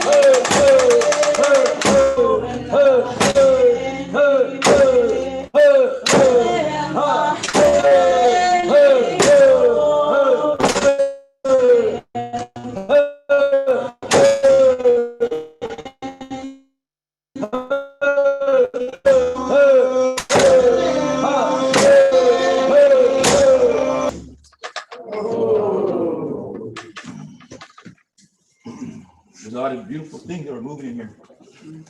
Thank you, brother, because again, one of the things that reminds me that when that spirit moves you, it's telling you something. a lot of times we get caught up even ourselves into some political or, the colonized way of thinking, but the spirit always is the most powerful thing that we have as Indian people. It's the most powerful thing we have as Indian people. Ooh. Well, when that spirit moved him, he decided to take that risk and come out because the spirit told him to. It's a beautiful thing. However, our ancestors comes and it helps us in these times. As soon as this medicine was laid down, we think the actual start of this ceremony was happening. It was really the planning, the thought of this happening was that ceremony started already. It's like when you go on a roundhouse, you go and get the wood, you go get all the medicine, you go gather the people, you start talking to them, you start planning dates, you start doing all these things. The ceremony's already started. The same thing's happening here. Our ancestors planted these seeds years back, praying for this time that our people would get together and do the things that we're doing right now. This is Creator's work. This is the Creator's medicine. This is our ancestors coming out in us. And many years from now, 100 years from now, when we're no longer here, our spirit, the things that we're doing today, that's gonna carry on too. These prayers are gonna carry on. And all we're doing is what our ancestors did before us is pray and sacrifice. You have to give to get. Nothing's for free. And that's why I know that we're here. We're all here on the same, we're dialed in. We're here with that water, that medicine, that sacred medicine right here. All these medicine, these feathers. The things were gifted to us. We're carrying these forward to the next generation. And the next generation after that. So this is powerful, again, when you think about it, again, we're gonna sing one more song, and it's a forgiveness song. And this song is again to again, if you're carrying something, or sometimes we do that as people, we carry things. It's in general. It's that time, to or even against the government, assimilation, white people, whatever. And sometimes we carry something that we're saying we're not going to carry that no more. So we go forward. So we can teach our people to be good people, strong people, courageous people. That we have to go forward in a good way. So our spirit is strong, so we can teach that to our young ones. How to make sure that our spirit is strong. And it's not done just by sometimes our own ego. It has to come from someplace. It comes from creators. It comes from our ancestors. They gave us this to take care of, to make sure it's healthy and strong to go forward. That's our job. And so that's what all these leaders are in here for. Thankful to be here in the circle with you. Proud to be in the circle with you. Because I share the same vision as you. I want our people to be here for 20, 30,000 years, like when I made it. So we'll share the song again. If it moves you, then you're more than welcome to let that spirit take you where it needs to take you, wherever that is. Oh. Just really quick before we sing this next forgiveness song, we wanted to just talk about that song that we sang. That song comes from over our way in Lake County, and it was gifted to my nephew. And my nephew passed a year ago or 2 years ago from a fentanyl overdose. Somebody gave him a pill. He took it. And as we're here today talking about truth and healing, that's the truth of our people. Those are the things that we face in our community. These are the things that are going on in Native American communities and communities beyond. But what's happening in this circle is truth also. This is the truth of our healing, who we are as Indian people. This is what the Creator gave to our people in the beginning, not for the betterment of me, but for the betterment of all Indian people. And today, as that spirit moves in, let's not forget, when I see my brother get up and dance, because I'm in tune with Creator and Spirit, the first thing that popped in my mind was, oh, I know exactly what that is. That's exactly what my nephew would have did. He would have got up and danced. So that tells us that everything that Creator gave to our people still exists in this world. That no matter what happened to our people, they couldn't take what was inside of us. They couldn't take that connection to the earth, to the heavens, to the Creator. They couldn't take that from us. So today, as we stand in a circle, I'm asking you to pray for our people. Pray for the ones that are lost. Pray for this place that helps so many people from generation to generation to heal from what's outside of this circle, from what's happened to our people. That's why we go into addiction. That's why we go into struggle. That's why we go into these things, because our balance has been taken away. So today, Creator says to put yourself back in balance. And how do you do that? You revert back to the way that He gave us in the beginning. That's how you fix things. You revert back to the way He gave us in the beginning. So today, as we sing this song of forgiveness, forgive yourself for all of the things that are going on. Don't carry those things. Creator has one promise for all of our people, and it's never promised tomorrow. It's promised today, right here. Creator gave you this gift today. He woke you up. The first gift of life. He gave you breath of life this morning. Somebody didn't wake up in this world. So today, Creator gives you that. So today, pray for that. Pray for this water, that big, beautiful water out there, those trees, those plants, the animals, the thing that Creator gave us in the beginning that we're so far away from, because we live in a different time now. We don't depend on Mother Earth anymore for anything, just what she can give us financially. But our people have always depended on Mother Earth. The plants, the trees, the animals, the water. We understood without water, we didn't exist. We understood without one another, we didn't exist. So that's what it's about. Today is about truth, but it's also about healing. Let's learn to heal together. Let's learn to understand that in Creator's eyes, we're all one tribe. It doesn't matter the color of your skin, that we're all one people. That in the beginning, we were always tribal people. No matter what color you come from, what continent you come from, in the beginning, every person was tribal. Our people have held on to those teachings, few teachings that we have had, but you know, He's gifted us the ability to revitalize those things. And so today, as we sing, let's sing for forgiveness.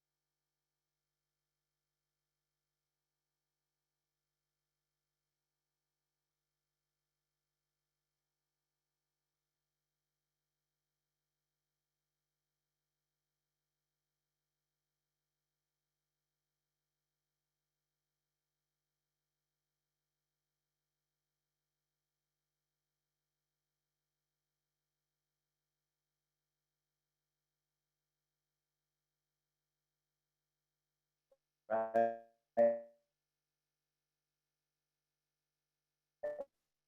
And hopefully, I'm honoring them. You know, I have a commitment to them to walk in a good way, right?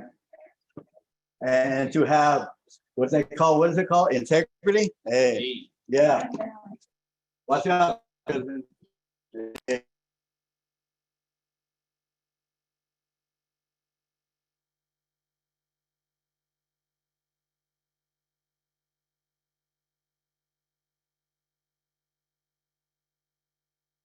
And for how he walks and what he represents, his family, his people. Okay, and so I think that, again, how I honor, again, Mama Helen. She knows, she's happy. She's smiling, right? She's telling us we did good today.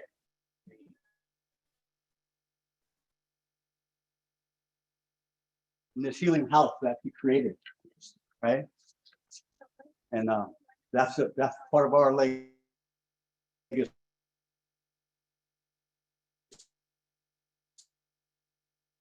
too, right? That she loved. For the invitation, again, for everyone that was a part of creating this space for us today, and that we can come and share relatives. And again, thank everyone that took that time to share who they are. And again, remember, it's not important, but again, like so much how to be in this way, how to be again kind to our relatives, right?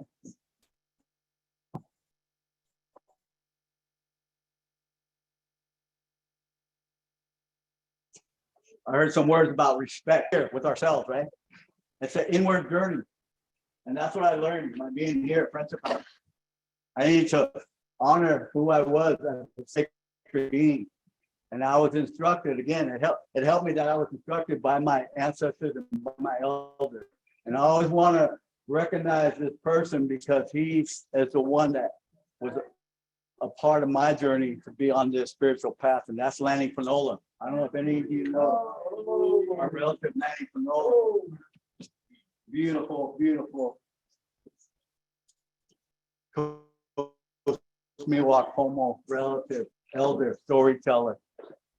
And Lanny told me before he made his journey, he told me it was my responsibility because I'm handing it to you.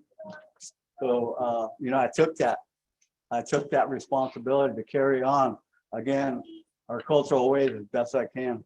And so, thank you, Lanny. Right? Yeah.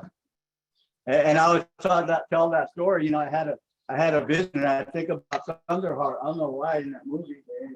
Hey, you had a vision, right? But that vision was when I was in the roundhouse.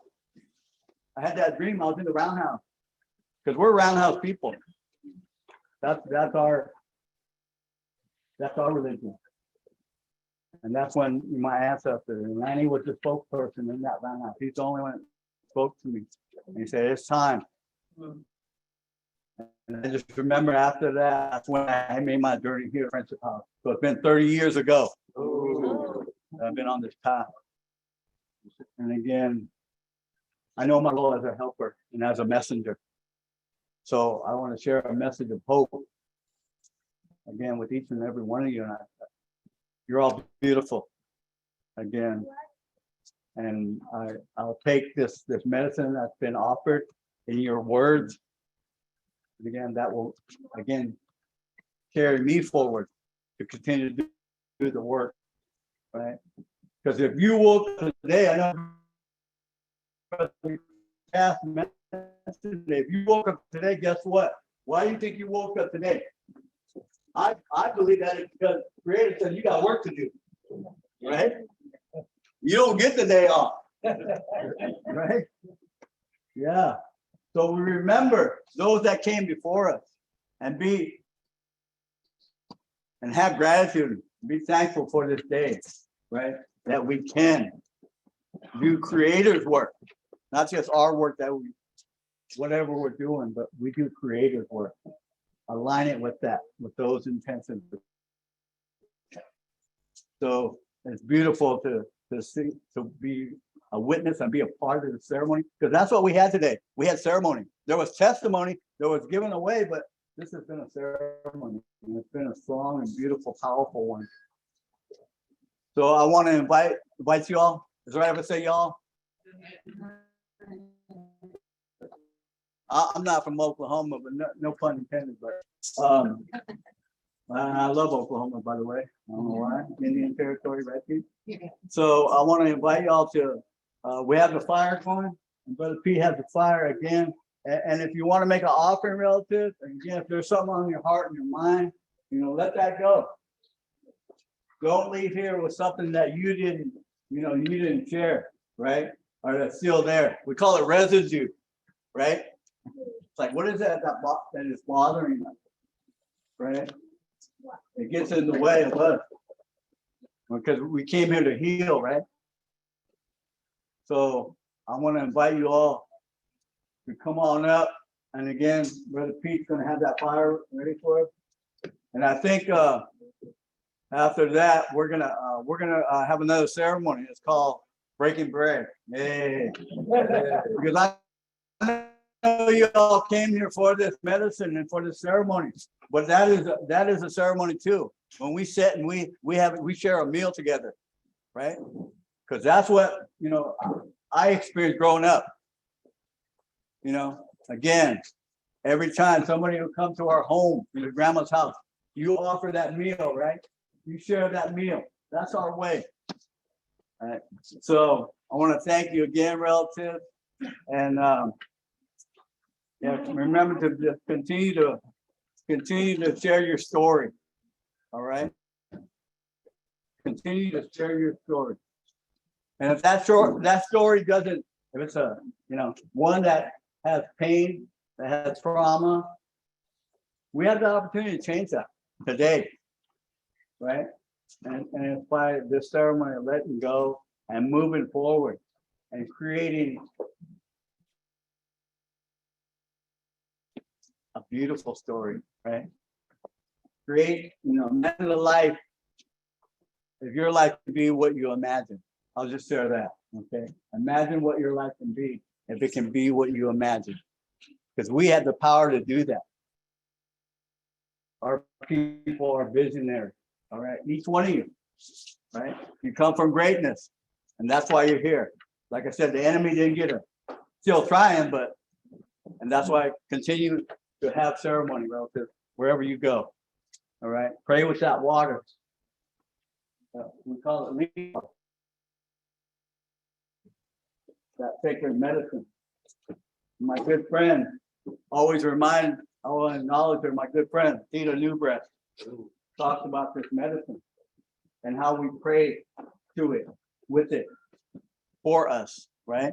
And put those prayers in that water, what you want in your life, right? If you want healing, if you want recovery, if you want strength, if you want beauty, if you want love, you put it in this water, right? And it will heal. It will heal. We water. Again, because everywhere we come from, there's always, and so again, each one of you, thank you all for allowing me to be a part of this today with y'all. Relatives, as brother was saying, this water is a God. Everything this water is expressed or felt. And so we're going to take this water out, and this holy plant, this tobacco, the sacred fire that we started before we lit it. We prayed with the wood, and like my brother was saying, this is a ceremony. So some of us express some deep emotions. We carry things. So as they settle in here for lunch, we're going to ask you to come out and line up. And my nephew here is going to do a little tobacco. You can offer it to the holy fire. And after you make that offering, we're gonna have this water of life here.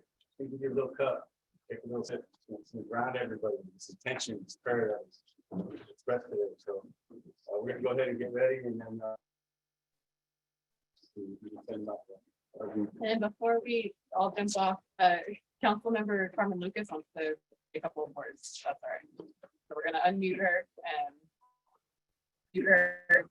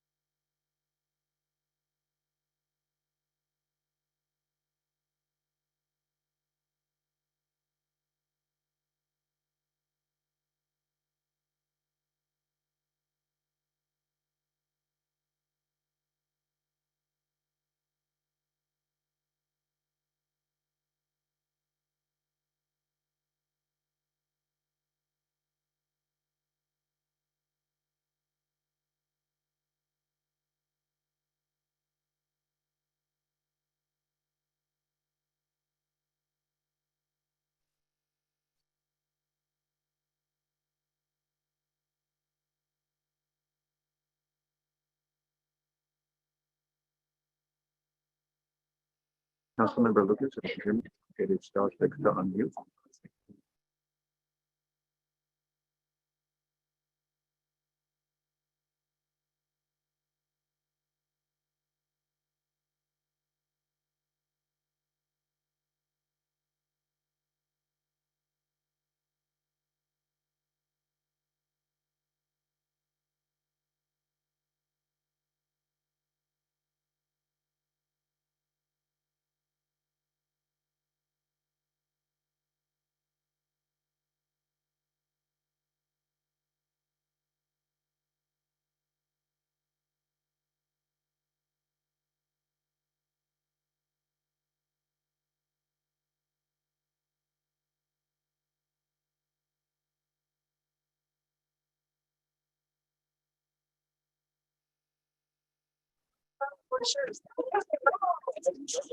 It's like, did you get your word again? Where did you come from, Cheyenne? Like, so you're just like, I'm 200 north of this. You remember? What happened?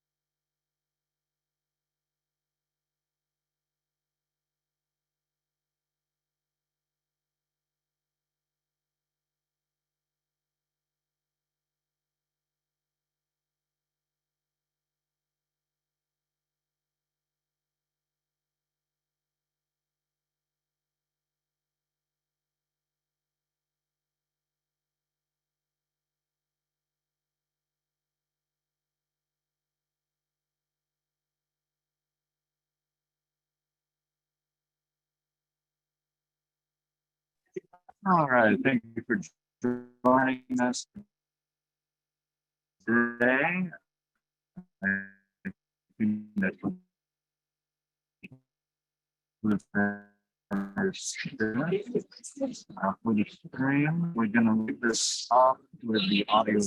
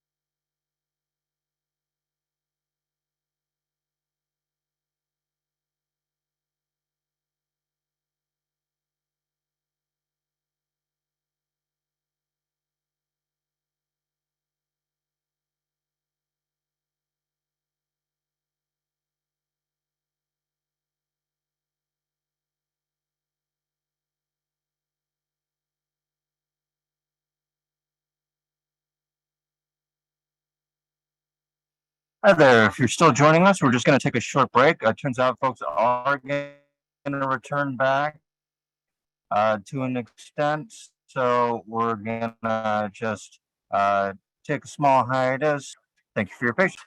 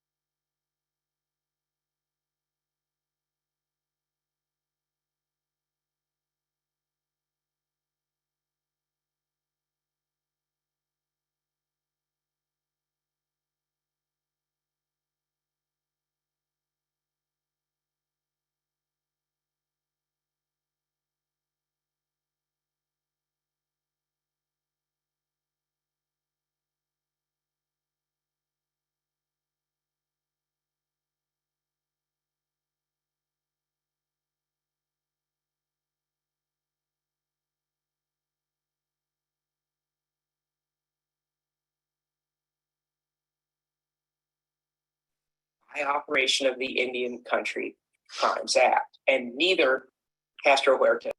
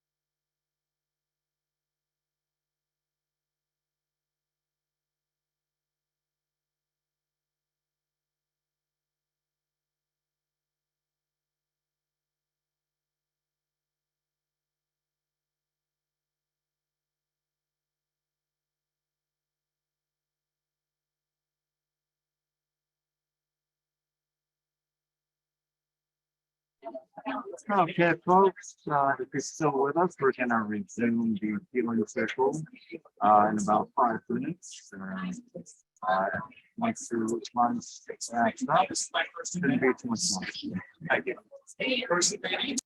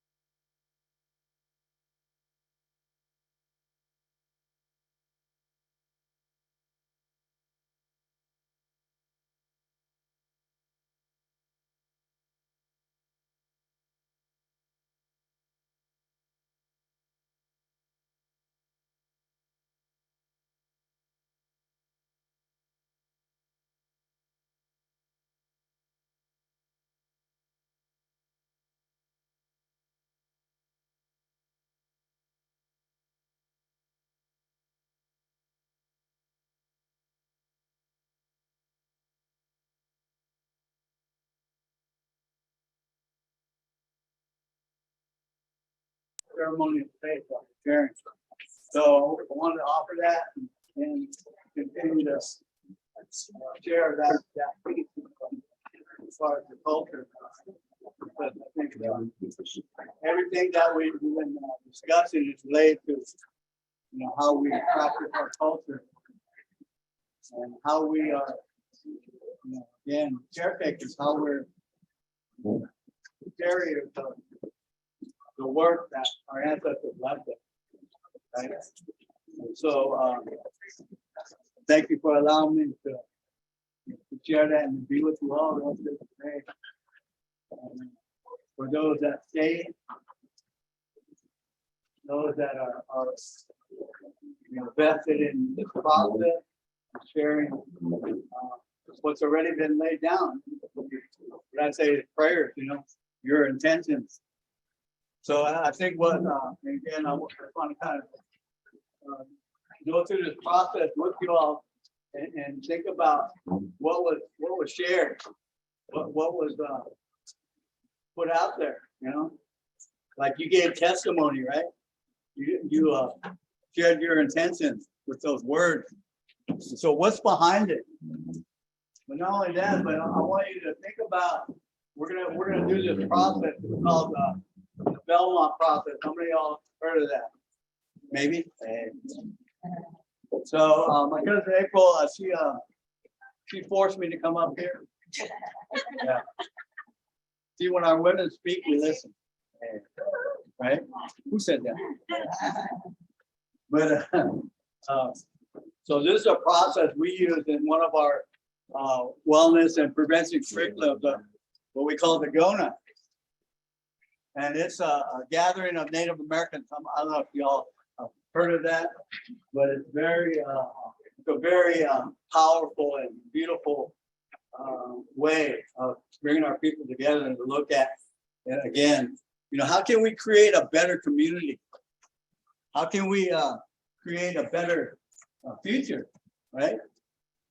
And a part of that process in the GONA is looking at, again, the impact of historical trauma. What broke apart our Indian world, right? And so we kind of acknowledge that with the stories that were shared, right? But again, what we want to look at, okay, what's going to heal our Indian world? What's going to bring it back together? How are we going to do that, right? So think about, again, what was shared, and I'm just going to put it out there. And this is that process with Belmont. By what was shared, by your experience being a part of this, what did you hear in that process? I'm just going to open it up. What did you hear? Anybody?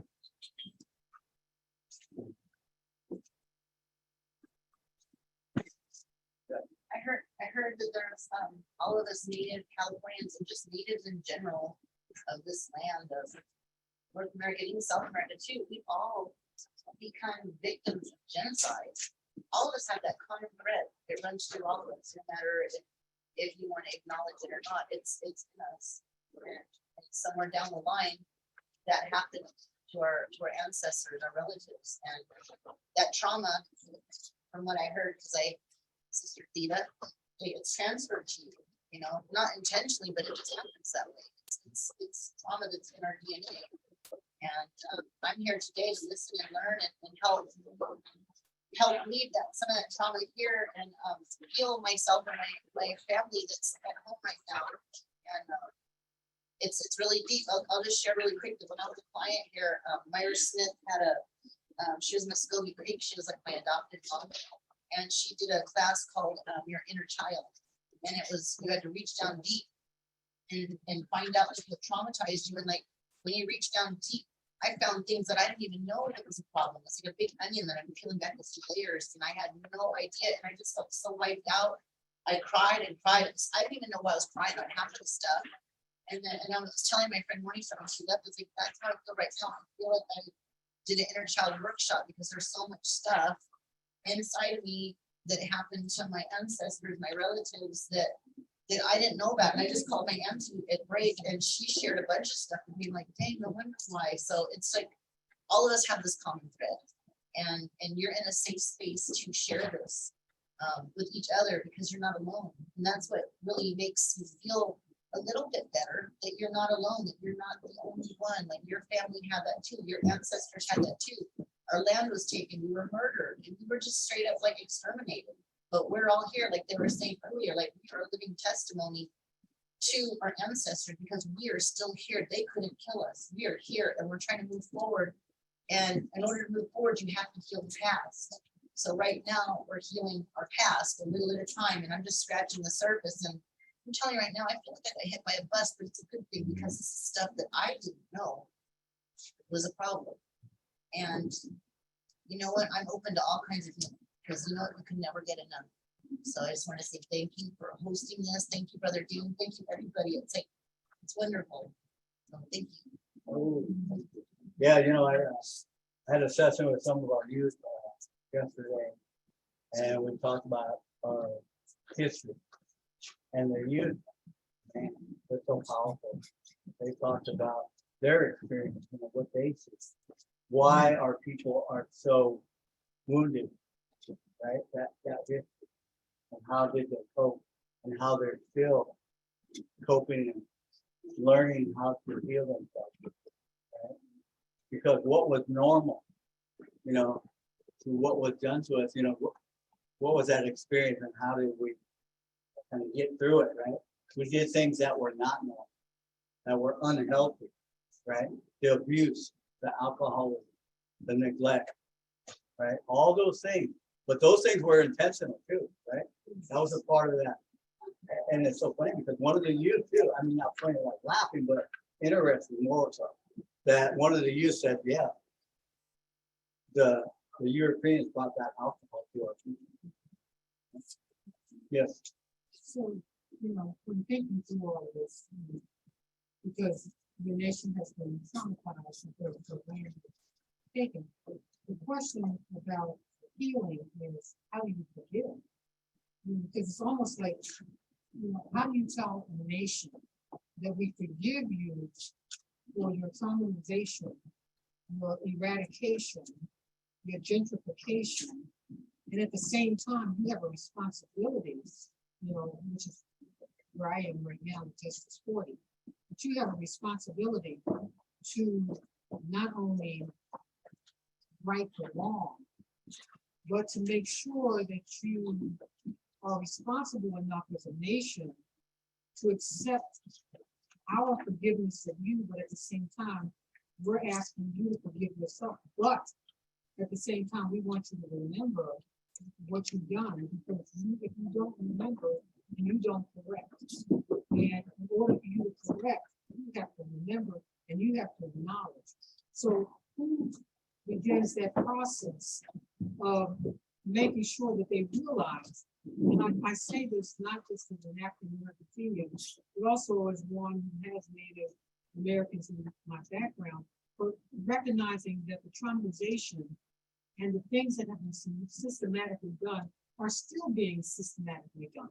You know, you're still providing drugs in communities and underserved, and you're still marginalizing communities across this nation. So how do you, or how do we, or all of us as a people, say to America, you know, we forgive you, but we need you to forgive yourself, and at the same time face the reality. And we need you to acknowledge that, but at the same time to recognize that this is our country, this is our land, and you've taken it, and the little bit that you've given is not nearly enough to heal the people, or to heal the race. So, I mean, I throw that out as a question, because we're going through healing. So how do we heal, forgive, and make a nation realize that it has to heal itself? I think part of the important part of that question is we need to acknowledge what's been done. Right, that's my point. History. We've tried many times through our lifetime to do lesson plans and teach local history where we're from. And some people teach it, most of them didn't. Say one involved that this is too traumatic. We don't want to share it. Kids understand, the adults ones that have a problem. But acknowledging what our true history is important. Getting it in the history books to state adopted textbooks, getting accurate information, teaching our kids their own histories, telling them why they have the holes in their soul, why their families have had the trauma and the problems they've had. And then the other big answer is land back. There's a lot of land that can be given back. And that would be a wonderful start. Oh, thank you for that. Yeah, that's the thing, is right, when we talk about his story, guess what? We change that, his story to our story. Yes, sir. I'd like to offer something that it took me a long time to learn. And I'm not sure I finished learning it myself. Part of it is unlearning what you've been taught in this contemporary colonial society. There's only one right way, and we're going to tell you what that is. But we know our ways. There's many different ways. Every different tribal community has their own ways of ceremony, of song, and of healing. Right. So what you had said about forgiveness was sort of I don't want to use that word trigger, but it's sort of good. Is that our way of doing it, right? Or is that their way of us wanting to do it, right? Who says we have to forgive? Who says we have to do those things that in their psychological framework that people need to do to heal? Who says we have to do it, and who says it's good for us? We already know, I mean, I know a lot of people in the mental health industry, including some in my own tribe, that say we can't use those techniques on our people. They don't work, right? We know that for like substance abuse, right? In other aspects too, those techniques don't work for us. And when I hear this thing about how do you forgive, and maybe the answer is you don't. Maybe that's not the approach. Maybe there's a completely different way of thinking. And to do that, you have to dig in deep to your own culture. Yes, you have to understand your history, but then you have to go past that to your culture, to the spirit that gave you life and what that did for you and to you for thousands of years versus what's happened to you over the last 200 to 300. And then understand whether their ways really apply to you or not, or maybe you can use some of it, and maybe you can toss the whole thing and go back to the way our ancestors told us we need to do. And maybe that doesn't involve things like forgiveness. I'll just say this before we go, but I think forgiveness is necessary, right? Because what are we holding on to? What's holding them back? Right? Forgiving the unforgivable. Right? So think about that. So I'm gonna respectfully walk us back just a second. Because what I'm thinking in my heart right now is I came here and I'm sure what everybody else came here for, but I came here, took this day off of work, canceled all my meetings so we could talk to people from the state of California. And I see a couple of people here, but the room is empty. Like we have these circles in our communities, or if you're lucky enough, you have a legal center in your will, or you have ceremonies and different gatherings. We talk about the harm, right? You talk about what's been done before. So that happens, and we can continue to sit here and talk about the harms, and that's good. I mean, maybe it makes us a little bit stronger. But if this is, and having also been participating in like healing and reconciliation between government entities and tribal people, the government is here. Like, what is missing here? Like, we're gonna continue to tell the story, and that's fine to each other. But if the state of California is interested in building a new relationship, and to me, that's the human part. And when I read the flyer, I'm like, wow, okay, cool. This is really truth and reconciliation. I've seen it all over the world and I've studied it. And this is awesome. Finally, California is getting to that point. And we're going to do a little bit because, you know, we all know this, but the state of California, there was a treaty and it was ripped up, but they said, no, we're not going to have any more treaties and you are no longer recognized. You no longer exist, right? That's for indigenous people in the state of California who are not recognized, right? So that kind of happened.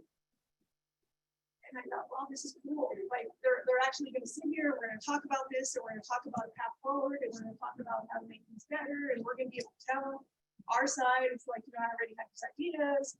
I'm thinking, I've traveled across the country and there's some places where, indigenous people of all walks of life should be able to go to parks for free, whether it's a county park, a state park, a national park. That doesn't happen in California. But there's all kinds of other benefits that are not very expensive that at least is recognized as the people that live here, whether they're from California or not. But I thought, okay, holders and people probably have some other great ideas for building this relationship. But like, raise your hand if you're from the state of California and see maybe two people. No. Representatives. Yeah, see, what happened? Excuse me. You've got some people who can do it. Yeah. So my request is just to kind of step back and talk about like this conversation. We'll share, like I think people are willing to share their experiences and speak from their heart, but where will that information go? And that's what I want to know. Like, where will that information go? How will it make a difference? What is kind of the next step?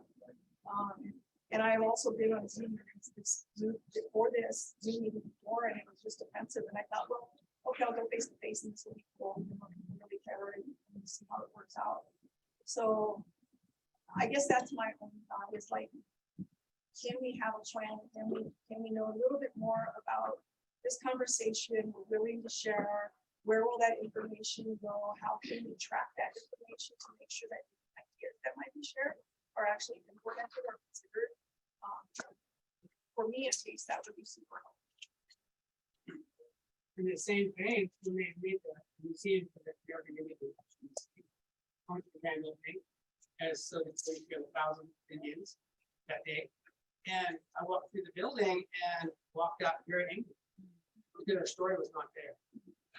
And I said, I was thinking I just came from the Holocaust Museum from 12 blocks away, wherever it is. You get to see the Auschwitz, and they have 6 or 7 camps and places to mourn, places to pray, acknowledge all the horrific things they did to the Jews and the Gypsies and all the non-Aryan people. And yet I come down here, I see glitz and glamour, beadwork, shell work. I saw some beautiful thises and that's and roses and films and stuff. Where was our story? And all we got was the wall. And at the end was Paul Chat Smith's statement about survivors. But I had to interpret it all. Gold masks, come around with Spanish swords, come down here the rifles, and come down here to the machine guns used as a coward way to, butcher and kill off a bunch of, native people in the jungle. And then we finally get to today. And I was talking with West about that, one of the designers of the facility, and he goes, "Do you see that big white building over there? That's the state capital, the capital of the United States.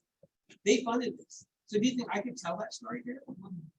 And I was going, okay, I'm really angry now. I'm very happy. But what I'm concerned about is you're concerned. So what? The state must put together and take this testimony. What are they going to do with it? Are they going to talk about the scalping program? Are they going to talk about the millions of dollars spent to destroy our race? And are they going to start teaching that in school? Or what is the return from the state? Why are I'm for it. I'm supportive of it. But at the same time, if it's just airing our own pain together, and it goes nowhere, then the state can say, "Well, we met with those Indians, and we talked about their heartache. Thank you." Now, I got to go to Canada a few, while back, and on the language basis, but what they did there in a lot of the cases, they actually came into the communities and they interviewed each and every living Indian and asked what happened to them. How many times they were raped, how many times at boarding school, how they starved, how their cousins froze to death in the tundra trying to go home, or whatever the story was. And then they assigned actually cash value to every incident that was violated against those people up to the late 1950s. And then at least there was that acknowledgement by saying, here's money is not everything, of course, but they're acknowledging that we destroyed you and we attempted to destroy you and so forth. And we see other things happening in Canada that's not happening in the United States. And the United States wanted to sign on to any kind of international things about humanity. We don't get on that board because we are the killers, we as Americans. We are the destroyers. And that's how we're number one nation on this planet, by hurting and destroying and stealing resources from other nations. So that's how we can live in this plush life of Americana if you're part of privilege, right? And we know we're not part of privilege. So what is privilege saying to us right now? what is the governor saying to us right now? You know, what is he saying to us? A slogan, a parade, a chapter that's longer than 3 pages in the history book of California Indians, I mean, the California history. You know, that's halfway accurate or inclusive. I mean, what is the state gonna do about any of this, other than we took testimony, so sad, so bad, but, oh, what? I mean, is that, we've had this before. The Court of Claims case in California ended up with 47 cents an acre and $600 in our pocket back in '76. Oh, yay, so I lost my Aboriginal title of California, thanks. That's all we got out of it, nothing more. So again, I was saying exact concerns, worries, but definitely a word for me, and what is this really gonna do to the health in California?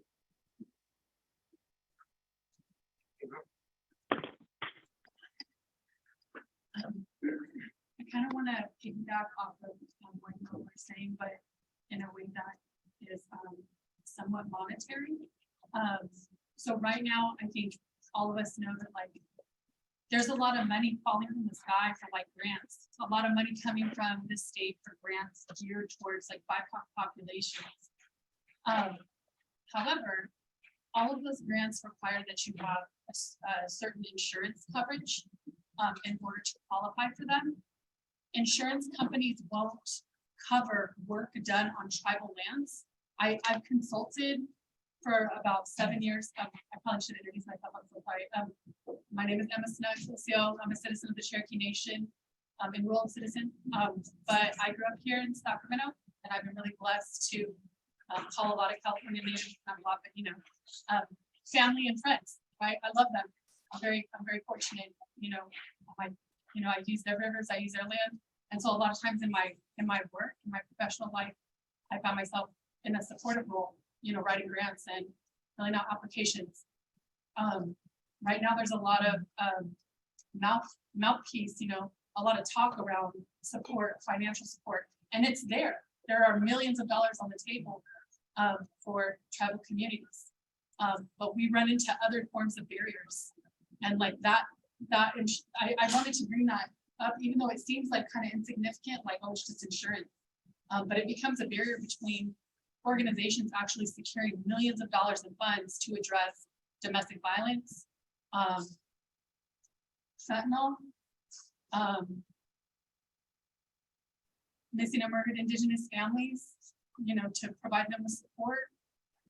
So it's almost like we're being duped again, you know, like all of us. And I say we because there are 30,000 Cherokee citizens here in California, enrolled Cherokee citizens, you know, and we're all a part of California communities in one way or the other. We're all utilizing resources here. Hopefully there's a lot of us that are providing support, you know, in one way or another, but you know, one way, and you know, I mean, I don't know you well, Christina, but I do recognize you, and I know you. I mean, that's a like concern that could be addressed with the California Department of Insurance.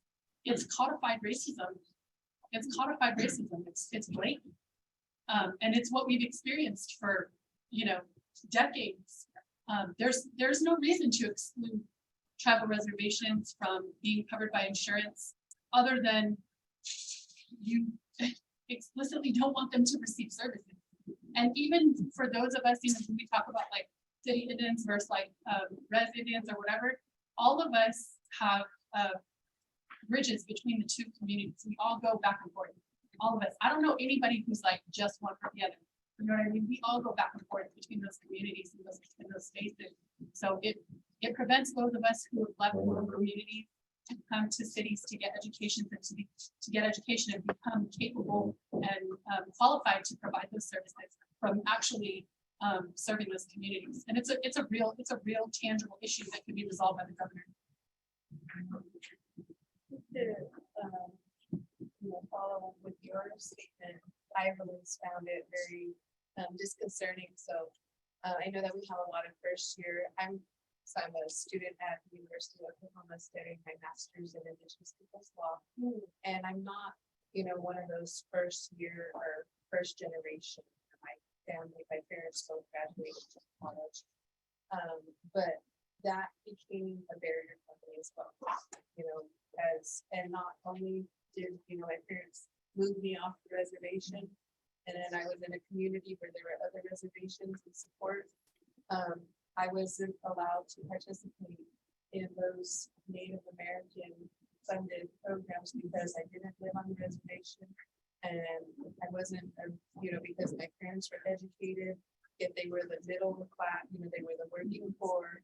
And that's, another barrier, not only with, the support that's given to us, but housing and everything that is given to our reservations or to our Native American people is classified, it's for needy, low income people. So as we're trying to, kind of missing the middle point of when here we are trying to educate and boost our Native communities and people and get them into jobs and moving up. But in the meantime, we're keeping them stagnant by saying, okay, we're going to give the reservation does get all this money, but then it's only to support those that are poverty stricken. And that's how most of all of our grants are, which is a problem.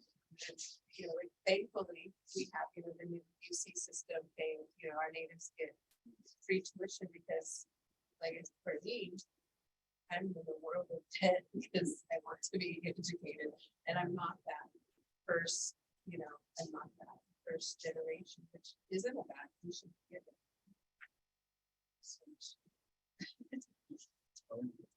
I don't know if there's anybody, again, I just love the dialogue. Again, kind of why we're here and but I'm going to kind of come back to Christina, like, what is the intention of the state? Right? Is it like this, what I've heard so many times, and believe it or not, I'm not enrolled. But I was, and when I was part of those tribal government. And there was always this word consultation, tribal consultation. And, a lot of times that brings up trauma. We exist in these systems of oppression and within the government that we have to operate within as citizens of whether it's California or the United States. And so, and also within those systems creates this experience of lateral violence among our own people, lateral segregation, because I'm not enrolled, because I don't live on the reservation, but yet I'm a direct descendant, right? And I don't know if anybody else said it, but guess what? And when I drove up here or down here today through beautiful Marin County, my ancestral land, I'm homeless. I can't even live in my ancestral land. How many of us have that experience, right? That's the reality. And I won't get into the capitalism factor, right? But a great dialogue again. Want to continue? Yes. My sister over there. His pocket's blinking. Oh, okay. Sorry, I got distracted by the blinky pocket. It happens, right? So again, bring it back to again great dialogue and like what in this whole experience, what did we hear? What did we see happening? And that last part of it is how did it make us feel? Most important. So I don't know. I'll only leave it open, and again, I'm a ceremonial person. But the tragic thing about it being a ceremonial person, I can't even go to my homeland and perform ceremony, or participate, or share that, right? I shared with some of you the story of that when I went to one of our villages, and I was told because I'm not from a federally recognized tribe, I can't participate. So intentionally, I put it out there. I need to meet with the state, with the head of the state parks. Guess what happened? Up there in Trinidad. Guess what happened, Virginia? He appeared, right? That was that prayer. That was my intention, my prayer. And I met Mr. Quintero. And he knew my relatives. So he wants to continue the conversation. So again, you know, what is the intention, you know, from the state? And how is this gonna be useful? Because we're sharing something that all of us have survived through. It's crazy. So to say that and think that and know that. But man, again, when my relatives came and shared that medicine, all those systems I just mentioned, they can't stop it. They can't stop it. But we want to strive to have, again, some of our homelands back. I love what you said, land back, right? Our history up there in Marin, they promised us 80,000 acres. As part of the Treaty of Hudog. Guess what we have? None.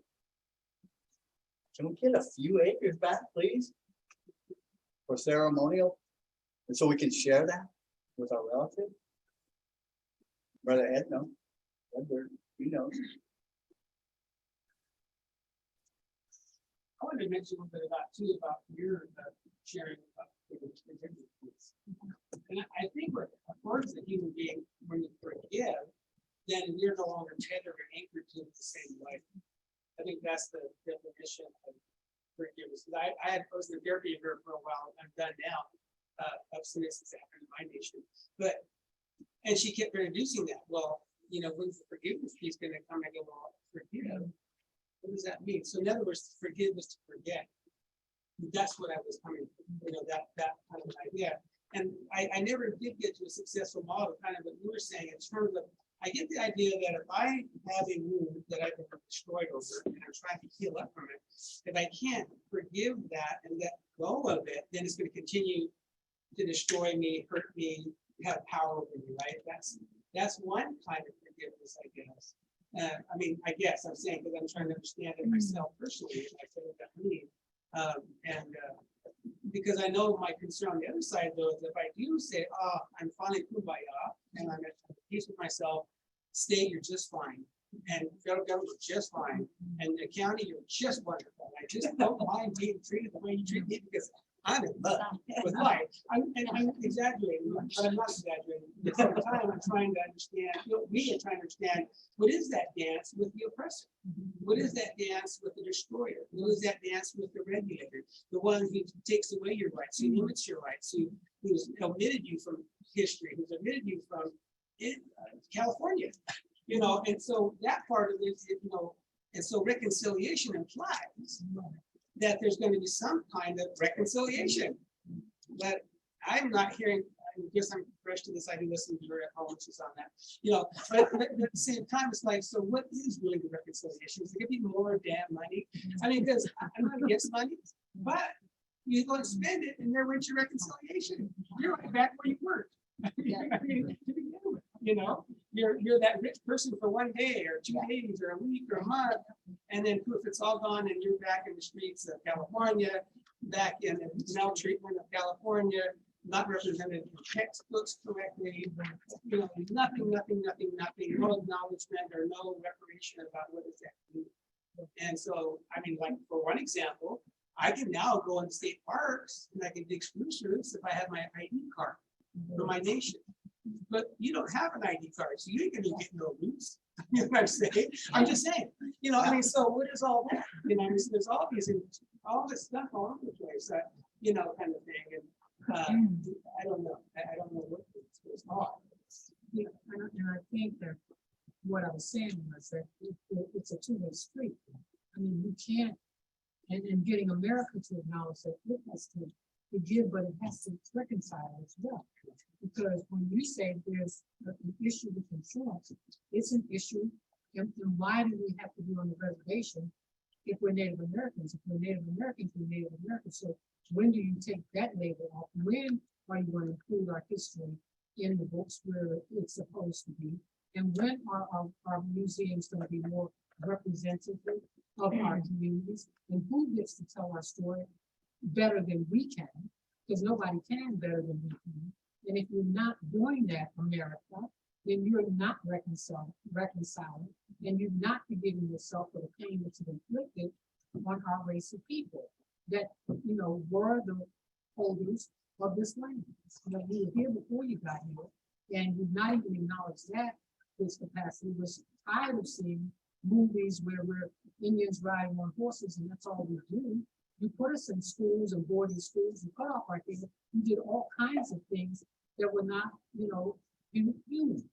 And so when we talk about forgiveness, we can do that, but you have to understand that you've got to forgive yourself, because the only way that you begin to reconcile with us is that you face reality, because you keep doing the same thing over and over and over again. You keep placing these barriers where they shouldn't be. Like there shouldn't be a barrier where I live on a reservation or I live in a community. When we got over 90,000 Native Americans living in California, there should not be a barrier.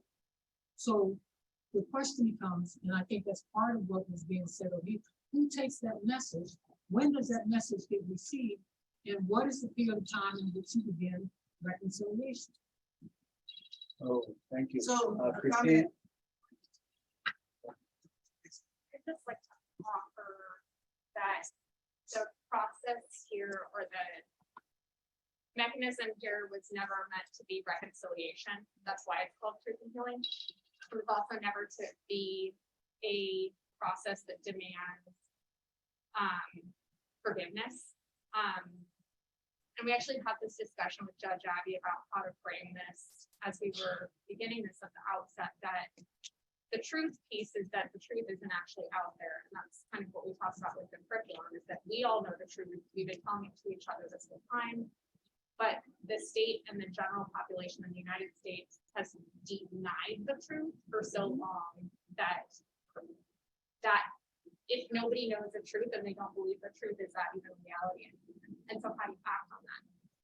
So the healing piece, I'd like to think about in terms of, we can't do the work of this, the charge of this council, if we individually don't heal ourselves, and we as tribal or native people, I don't even want to say tribal because that's already, but as native people in California don't heal the things that are separating us from each other. And that's one of the big things I've seen in this process. There have been initiatives to try to address land displacement, give land back, do all the things, but what has happened is that tribe X, tribe Y, and tribe Z all don't agree that any of them should get this land back, and so then nobody gets any land.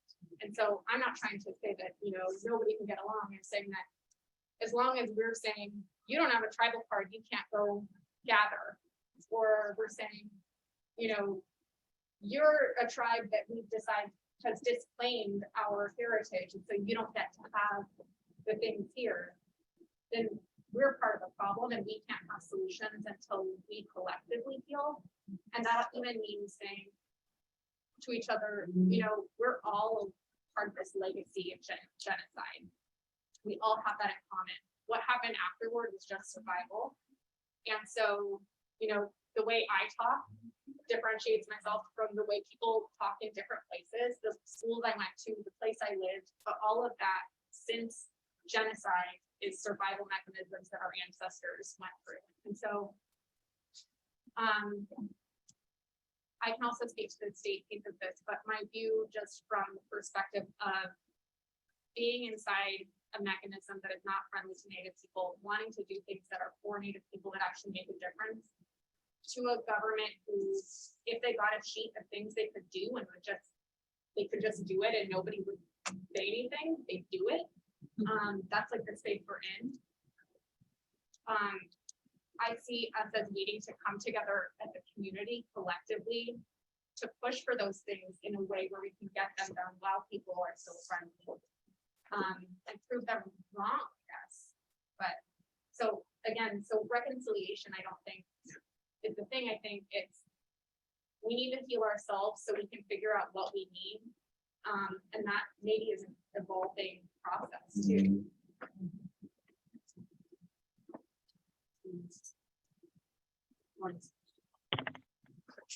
to share an incident that occurred just in the last 2 days with state parks.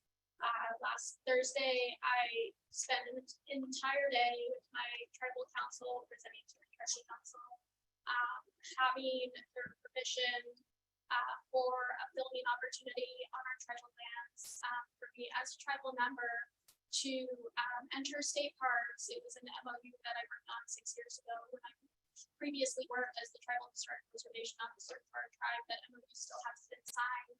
And so entering the park with a film crew from NBC Bay Area from here for the opportunity to share our stories, to share about unhoused tribal peoples on tribal lands, to share about land back, to share about cultural resiliency and survival, and about our efforts of continuation with that. And so entering the park, we were met with a lot of hostility. They said that they would, although the MOU isn't in place, I'm just like, I wrote that 6 years ago. There's no reason why that should have been stalled. But we enter into the park with the courtesy pass with the film crew. I had seen the sign that said no drones. We didn't have any drones with us. And we were met with a lot of unprofessionalism and a lot of hostility. And I said, no, I have permission from my tribal council. I have permission from our tribal leadership. We contacted the tribal affairs office, and we were told that we had to pack up our stuff and that we had to leave because it was too political of an issue for me as a tribal member to stand in front of one of our sacred places. And the question was, what is the cultural significance of this place? And so explaining, that we still continue to hold annual traditional youth gatherings, that's a place that I've worked on the traditional signage using our traditional place names, that I have previously worked for this, with the state, that role listed for those 4.5 years. And it was extremely unprofessional. It was extremely aggressive. And so when we're talking about past feelings of harms, like this is still continuing to happen, it would cause no harm for them to say, okay, you can film for 10 minutes in front of the backdrop, have permission to speak on what the cultural significance is. So for them to say, like, we need to pack up and go because this is just for too political group to be here. So it's that opportunity for us to share those stories, to be able to share, on the wider platform in the mainstream media that we don't often get that opportunity. Never, with my tribe, like everybody was there because we don't get, the opportunity to talk about missing and murdered Indigenous peoples, to have those families there to be interviewed. So it is something that I'll be following up with on agreements. But again, it's that issue with state parks where we didn't need to be approached by Leos that were fully armed, fully dressed, to be told no, we can't actually be here on the tribal land to film with us. So that just Before you go at, again, what that speaks to, and it always comes up, is accountability. Right? Well, no lady said a long time ago, to be Indian is to live our life, be legal. We go where we're not supposed to go, we do what we're not supposed to do. We did the ceremonies in this law, we collect materials in this law. And so for the Tolo people, the center of their world, access is the village I'm talking. And it got the nickname Burnt Ranch because when the massacre happened there, you can see the flames from the new town settling across the city. So they got the nickname Burnt Ranch. It was the second largest single massacre in the United States history. So through involvement with the tribe, and when Lauren was a young man, they used to try and go out there with the old lady, she was 110, she would tell them the owner of the ranch would stand on the with the shotgun, tracking them to get off my land. She took it out for anybody, but she was doing what she had to do. She was doing illegal. So when the parks took it over, at one point, the then governor tried to get it traded out for Michigan because he wanted to take his hunting partners up there to go duck hunting. Luckily, someone leaked the information. They got that blocked. So then at some point, they started with the MOU. They said, you know what? We need to acknowledge what happened here. We need to candlelight vigil. So they got and stuff together, went out there and did it for when we do our ceremony, which is December 21st. Most of you know what our weather's like on December 21st. So we go out there, we did a candlelight video, and the weather was raining, blowing sideways. Something we had a pop up this thing was going this way. And so they read the names of some ancestors and thoughts, and then Lauren started singing a dance song because that was the week of starting of our ceremony. And so he sang a dance song, and these little shards of ice were coming out of the sky. They weren't round, they were teardrop. And he goes, "Oh, I gotta stop." I go, no. I said, traditionally, you have to see it the second time. So he did. And when he did, it's like someone unzipped the sky, and it's just tons of these teardrop shards of ice came out of the sky. So we finished up and we left, and that was the start of our ceremony. So 5 nights later, at the end of our last round, I don't allow pictures in the dance house, but I take some to document what we do. And so my regular camera died. So at the time it was a new thing, it was a camera, so I used my daughter's. And I didn't bother looking at them. So days later, and she was putting on the computer, she goes, "Mom, come and look at this." So in the picture, I've caught spirits in the dance house before. But this time there were so many spirits that you couldn't see the dancers. And I believe in my heart we released their souls when we did that. But going back to what we did was illegal, but it didn't stop us from being who we were and what we had to do. So it's nice, it's difficult in our lives to do what we have to do. It would be nice if we had support by not having to by gathering where we want to gather, by doing ceremonies where we want to go. And as far as, arguing over some land, there's a lot of land in California that is owned by the Forest Service or communities, counties, state parks, that they can give back to traditional people, because we're going to go ahead and do it, and you can arrest us, but we're not going to stop us. It is illegal. It hasn't changed. And just to add a bit there on the health side. So as we all know, that people from minority populations, our endocrine systems are out of whack because everything we do is illegal. So if I go clam dig in the wrong place, or I try to sit a deal net in Smith River, if I go on private property or state property, that's more legal. You get spruce roots from baskets, your endocrine system's going crazy because you're continually being watched. You're always looking for your back. You're thinking you're going to get arrested, and they'd like to do that to you, arrest you for who you are.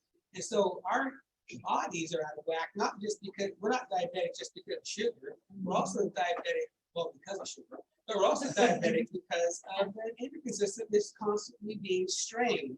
I mean, if I was a privileged American that could just soft save life and just live the easy life and just everything will fall in my lap because I am privileged, why wouldn't I live to be 102 and weigh, I don't know, 114 pounds at the end? You know what I mean? And still have my heart, no high blood pressure, and whatever, and good kidneys and liver, and have the rowing machine in my living room. I mean, but that's not our story, as you all know.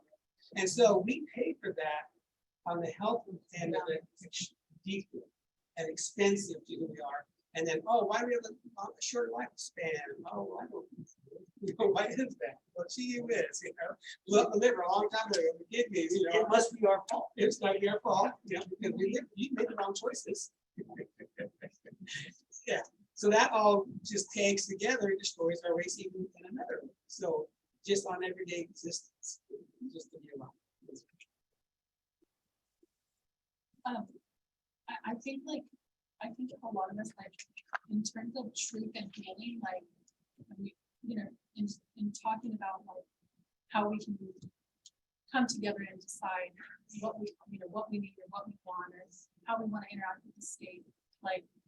It's incredibly difficult to do that while under duress. Our basic human needs are not being met. It is incredibly difficult to be unhoused and advocate for housing.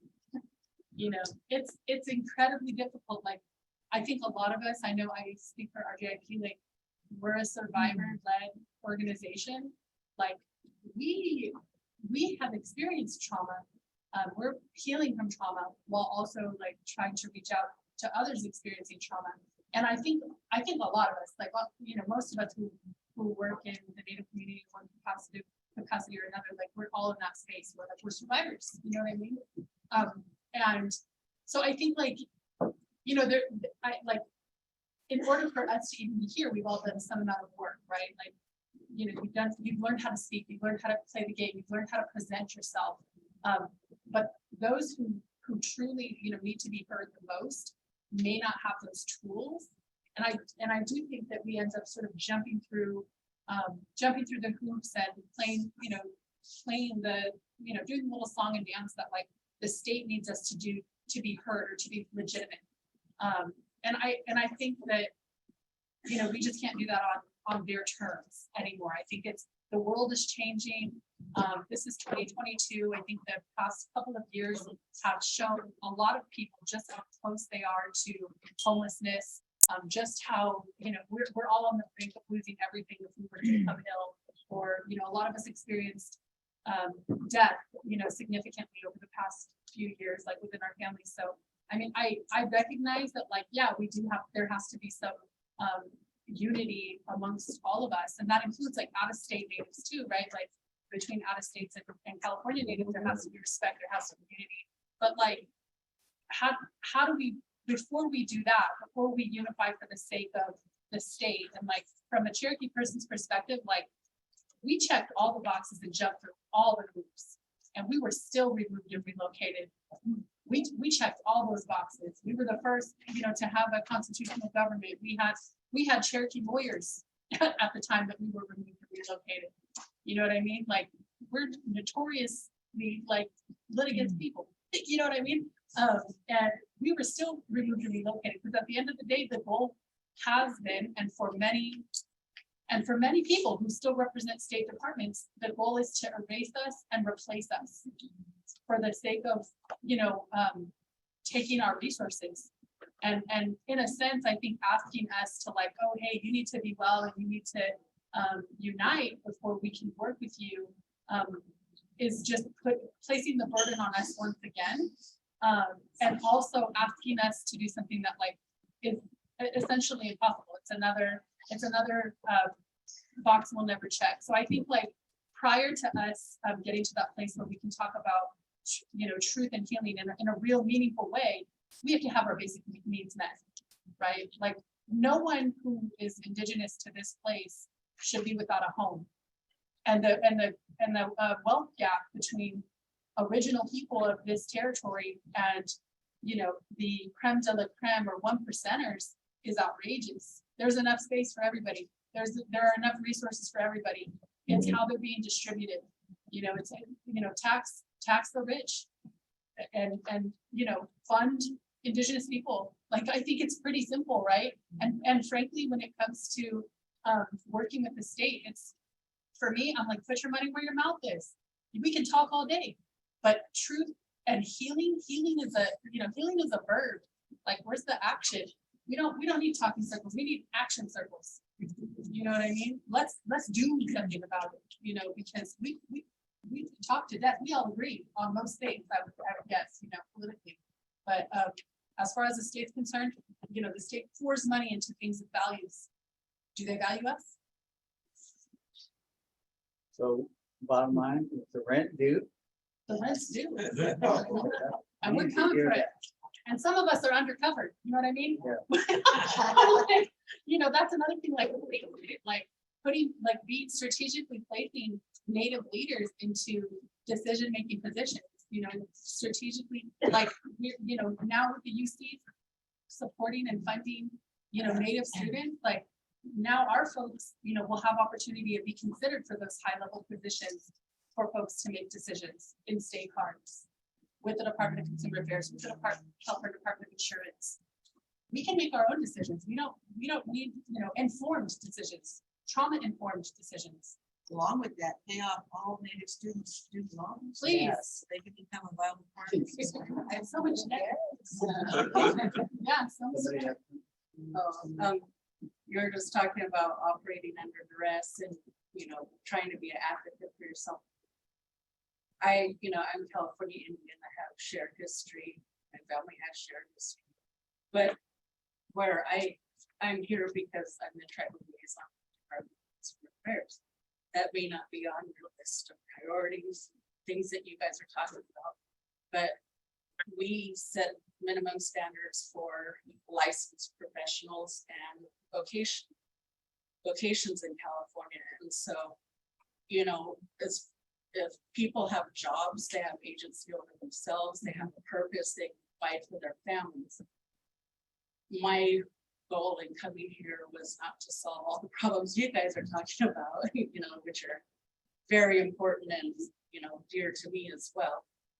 But for that, at least, you know, you have an advocate at the Department of Consumer Affairs. I'm your tribal liaison. If tribal members or tribes or tribal companies need help with the licensure process, contact me. I can help, at least I'll try to, you know, put you in touch with the correct people. And that's, you know, part of having a purpose as a state agency. I represent my grandparents and their grandparents first, but I'm also paid by the Department of Consumer Affairs. And that's why I'm here, so that you guys know that there is someone there. There is also a tribal liaison at most state agencies, I believe every state agency. So, you know, if there is a state agency that regulates something that you're having a problem with, you should reach out to the tribal liaison for that department as well. So I just wanted to let you guys all know that. You can leave your card. Yeah. I know, how many did you bring? Right. Hopefully we have zero. My name is Jafana Lamar. Do all state departments, like, I know of a few of you, like, I know of a handful, but does every state department have a tribal liaison? I believe they're required. Right. The governor issued an executive order, right, to create tribal liaisons for it. And a consultation policy. Right. As it's in the books.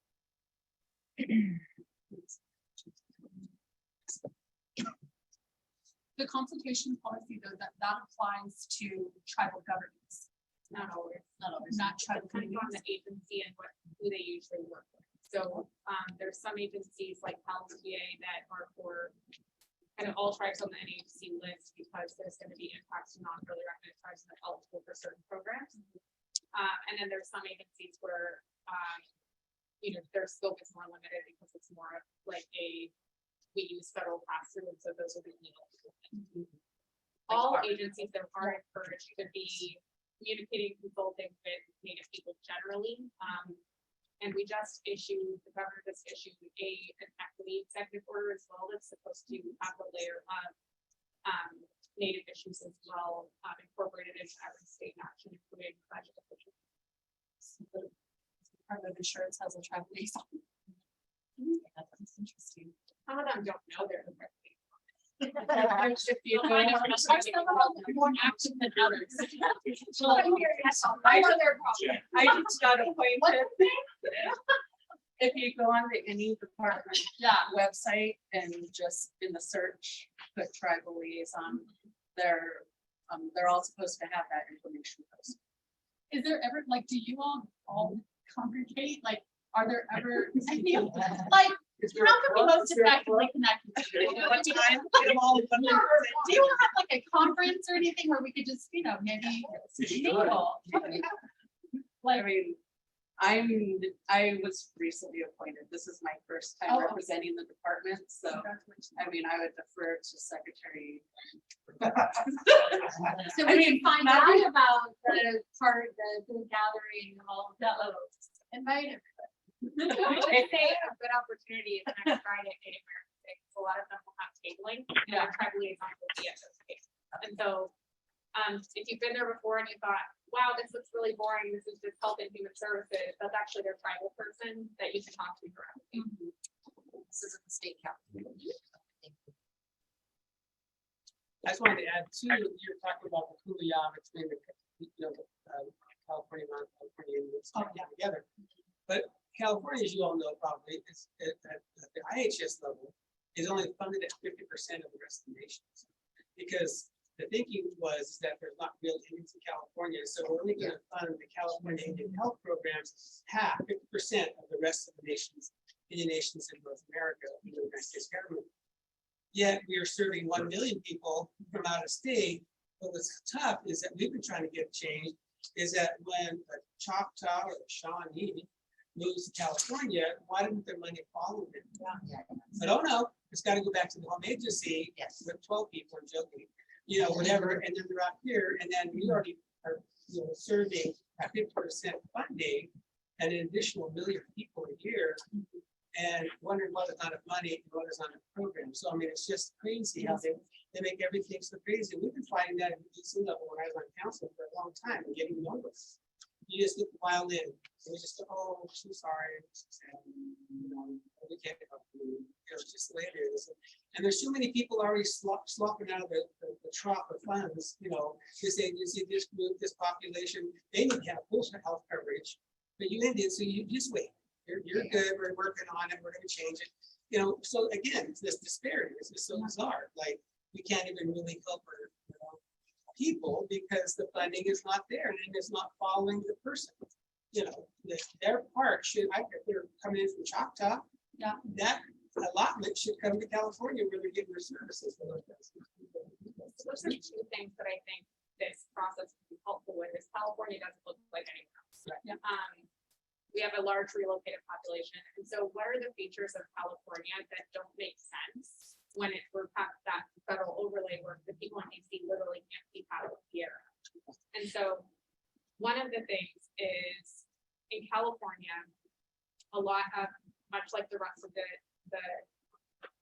United States, a lot of the federal funding allocations come through based on land base and who's living on land bases. But as you know, some of those places is just a casino on 5 acres. Some of those places it's actually they can live there because there's nothing, and so no one can live there except rattlesnakes. And so, like mine. So one of those things is like modernization of federal policy toward Indians, because we're in a more kind of mobile society now, so that it's not land-based and don't get those the arguments about the real Indian if you live on reservation, and that's effectively impossible.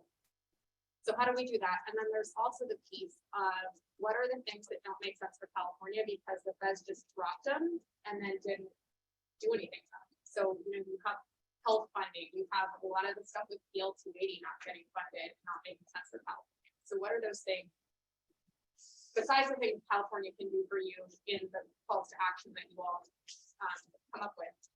What are those things that California can align with everybody to advocate to the federal government to say this doesn't make sense? It's not working for the tribes here. We want to help because we also think it's one of those areas that I agree with the, you know, the PL 280 is a very strong at this point. If we were, I can speak on behalf of my tribe that we would fund ourselves, you know, secure ourselves. We struggle with this. I think going back to, you know, your question about, you know, what do we do? How do we help? How do we, I guess that forgiveness part of it, since, you know, I recognize that in my county, you know, we have all these missing and murdered Indigenous people and women and children. You know, for representation of my tribe, I have, these are our boundaries for my family. But, you know, it's more of a, you know, first off, I believe that it's these native against native crimes, all of our missing and murdered. It might include cartel, it might include some outside source, it might include alcohol, drugs, whatever it may be, but it's our very own native against native on our reservations that are doing murder, and we are trying. Well, why didn't those people from the state come and save us? Why didn't they come to do justice to that? So we have to be accountable and say, we did this to ourselves. Yeah, we were brought to this, but we are doing ourselves with each other. But you know, but then there's that disconnection between our county, just because there's that simplicity of we don't know, so nobody gets anything. As Christina said, you know, oh, these natives and these natives, they all disagree. We don't know how to handle it. So then I think that's where it needs to start. That we at the UP and the secretary of our UP committee, we're just finishing up our legislation with AB 1936 and the renaming of Hastings. We lost our language. We had to, we were offered in our honor for the UP people. They have, decided to remove the name of Hastings because of the genocide that they found that we had done against the UP people. To honor the rest of our California natives of the state, we asked, because that is only one portion, one point of history, we asked, do not rename. Yes, we appreciate you renaming the name of Hastings, taking his name down, but do not rename it San Francisco. Because San Francisco, if you look at the rest of the history, is a,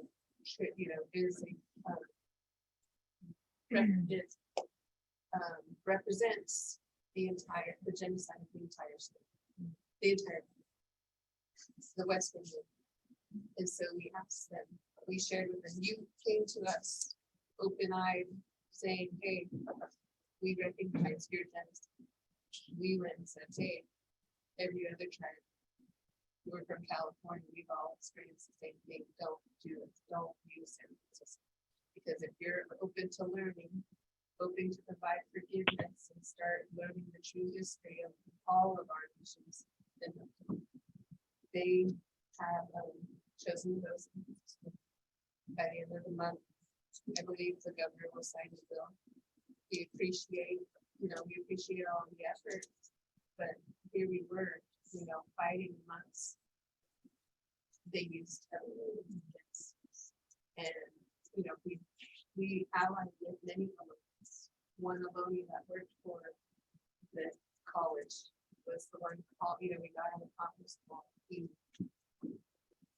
was so incredibly rude to our elders, to the people, and to speak that told us, I will never allow. And we were asking, they asked us, what is the one thing that we want to provide reparation, we want to provide restorative justice? Well, being a law major, I said, well, you've already done it wrong. By your standards, restorative justice happens after. Restorative justice happens when you ask the victim, when you are the victim, what they want, and then and they have to. So you've already put up on the website, you're doing all these things for those people, for those people. And we're doing this for you, using us as their PR, because nationally we know that everything, that names are being changed, schools, statues are coming down because it's not only up. It's where, it's just, things are just happening nationally. There's these just PRs. Bill, again, thankful because I never thought in my life that I ever be so honored to have our story even taught or brought forward. But in the meantime, here we are dealing with policy, and it broke my heart that we had to fight against one alone man who works with them, who says, I will never allow your language in my territory in San Francisco. And it was like, are you truly native, or can you clock out before you come speak to us and disrespect my elders and that's our committee, our people? But it broke my heart that it brought me to the point where I had to say, that we're struggling and telling the state, asking them to reconsider because you're not federally recognized by because we were told we can't, they wanted to do this PR for us, right? They wanted to do PR or they wanted to do these things for youth people, but then when it came down to youth people, you're not sovereign. It's the tribe, we can only speak to the tribe. Okay, our tribe created, we work by resolution. They created a resolution to do us. We brought that forward, and then it was like, oh no, these people over here and these people don't agree, so you don't get it. Exactly. And so I think we need to move forward in a process where we can come together and stop letting those policies be used against us when we want to do our business. You know, it's very hurtful. Again, it hurt my heart so hard, bad, because I don't believe that any of our people should be unrecognized. And our idea was we wanted to become allies so that we're setting the precedent to working with the state and the legislators. So we wanted to set the precedent and create allies and say, yes, we want to support you. We have a resolution already in hand. We support everyone who are not recognized to become recognized, and we will set up a statement. Instead, they use it against us. And so, you know, I think, again, that's, you know, why I think what my meeting is about is that, you know, again, it broke my heart to have to say, you were wrong for bringing these non-recognized Native Americans into our dealings, you know, you made sure that we were sovereign. We had to be recognized, people. We had to be recognized by a tribe. And then you turned around and said, oh, these non-recognized people have more say than you do in our own dealings. So those are the hurt. That's the pain that is historically happening today. We need to come together and, you know, I don't know, again, I don't agree with the people that have been disenrolled. I don't believe in disenrollment. I don't believe that any of our tribal people of the nation should be vote without recognition, but then I don't believe that is correct, that we have to be really recognized to be it. We're the only people, the original people that have to see us. So then on that relationship, so the state though also is really handy in saying, yeah, but that letter of acknowledgement stuff is a federal relationship to the state. So stop talking about anything on one side, yet let me regulate you over here on fishing, then regulate you here over hunting, or we're gathering over entry on public lands or whatever, let me regulate there. To jump back over on the other side of the fence saying, but that's a federal relationship. We're the state, we don't have that authority, we don't have that power. So they're always using their weakness against the, compared to the feds to our demise, but yet resurrected upon need, they want to stop us from being the state country, which is a weird dance. I mean, it's just hard to walk. You just go, okay, so which kids are free, cool, they work with today, you know, that kind of thing. And I want to say on Public Law 280. So my niece was raped on the reservation, not by an Indian man in this case, and her ear was cut, and she got a cut in her cheek from the knife that he used to rape her, tried to ground her. She made it home, and her mother called the sheriff's department to come take the report, and they said, well, you know, it's Public Law 280, it's on the res, that's your fault. So they wouldn't even come and take a report of a raped Indian woman in the creek on the reservation. And they kind of knew who kind of was the assailant, you know. So they took her to the hospital, you know, themselves, the family did, and then tried to get it established that way through the other side of the system. And they said, well, she's on mental health meds, so she probably really didn't have it. Yet she has a cut ear and a cut piece of food, you know, and she was raped. So I mean, so then you've got that craziness in California, Public Law 280. There's only 11 states in the union that have the Public Law 280, and they're unfortunately one of them. And it was one way of giving away power from the federal to the state, right? And so yet the state won't take control of it. So I call our superintendent Loretta and say, hey, what are we going to do? Because I sent your county a letter saying I already have jurisdiction over these things. They need to take jurisdiction and do it. Well, then it comes back to who's going to fund me for that. I don't have time to go remove these people or do this or you know this or this because where's my money? I got to have a deputy to get out there. And they're on that Indian non-tax land again or wherever it's at. You know, so you're getting this machinery, you know, confusion as well. And yet they get to turn around the government of California gets to sign our taking compacts.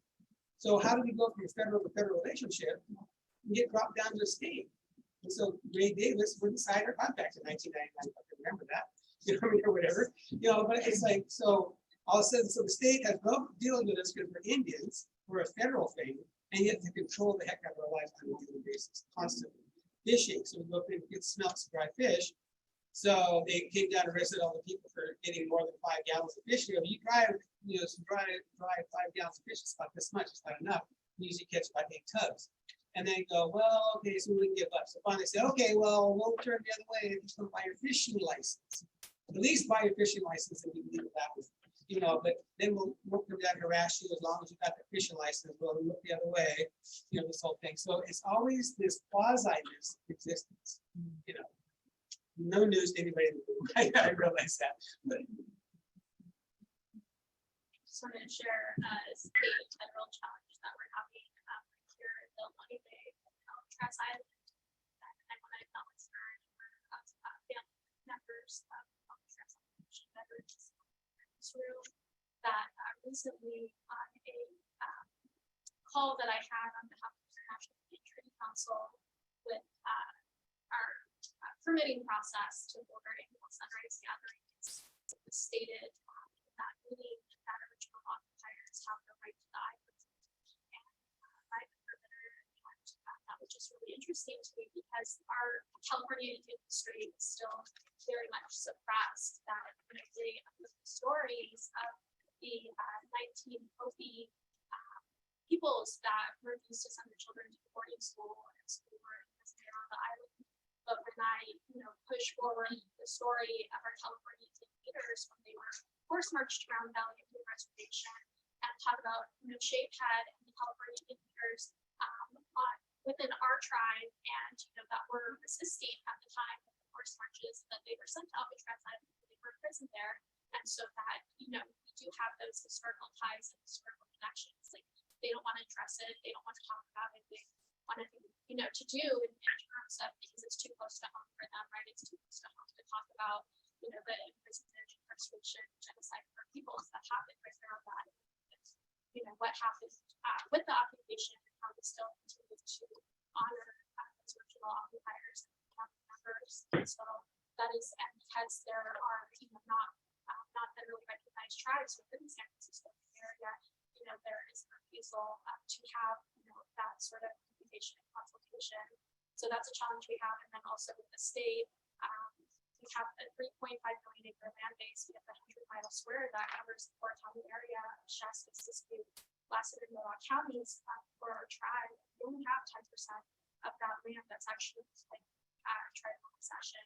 So we have an issue of white-led land trust owners, white-led land trusts, such as Shasta Land Trust, that are holding that, those lands for us. And so that has been part of our challenges and saying, like, we don't have the middleman, we don't have white-led land trust, hold our land for us, to that title because, forbid we build a casino on it and have to sign papers to stop the community. Not build casinos in areas, of that cultural, spiritual significance. So that's been an issue that we've faced, and the racism there is so thick, it is so dense that we're constantly coming up against like that very paternalistic situations and relationships where we are not able, we're it's communicated that we're not able to steward and care for our allegiance, that we have to have these white title land holders still to. Okay, so I think we're winding down. We want to try to bring it back. I don't know, for anyone that hasn't spoken, wants to share. We also have Councilmember Lucas. I think we figured out the technical issues. Lucas wants to. We had to raise a hand, so I want to make sure. I just wanted to say, after I got deep into my conversation and all the other things that, one of the things that areas that I was wanting to include and those things that the state can focus on and maybe, we can come together and unify to talk about is even Cobell, is that, for us, Cobell doesn't work for us. Years ago when Indian Legal Service sent people to help us understand Cobell, it was brought to our attention. It was shared in the PowerPoint that, there were 3 tribes that fought Cobell. And for us, it has been terrible things because we have so much land and it's so checkerboarded that even though we have a land base, we can't do anything with it. You know, if we do get housing, if we have housing available, we can't go to use the funding that we receive to put a house on because we have to have a lease and then we have the bureau. We can't get in contact with them to get from lease to, you know, all these facets when we know that, you know, we have a problem with homelessness and with, so frankly, my advice is I really in California because I don't believe it works for us. I just wanted to put that out there.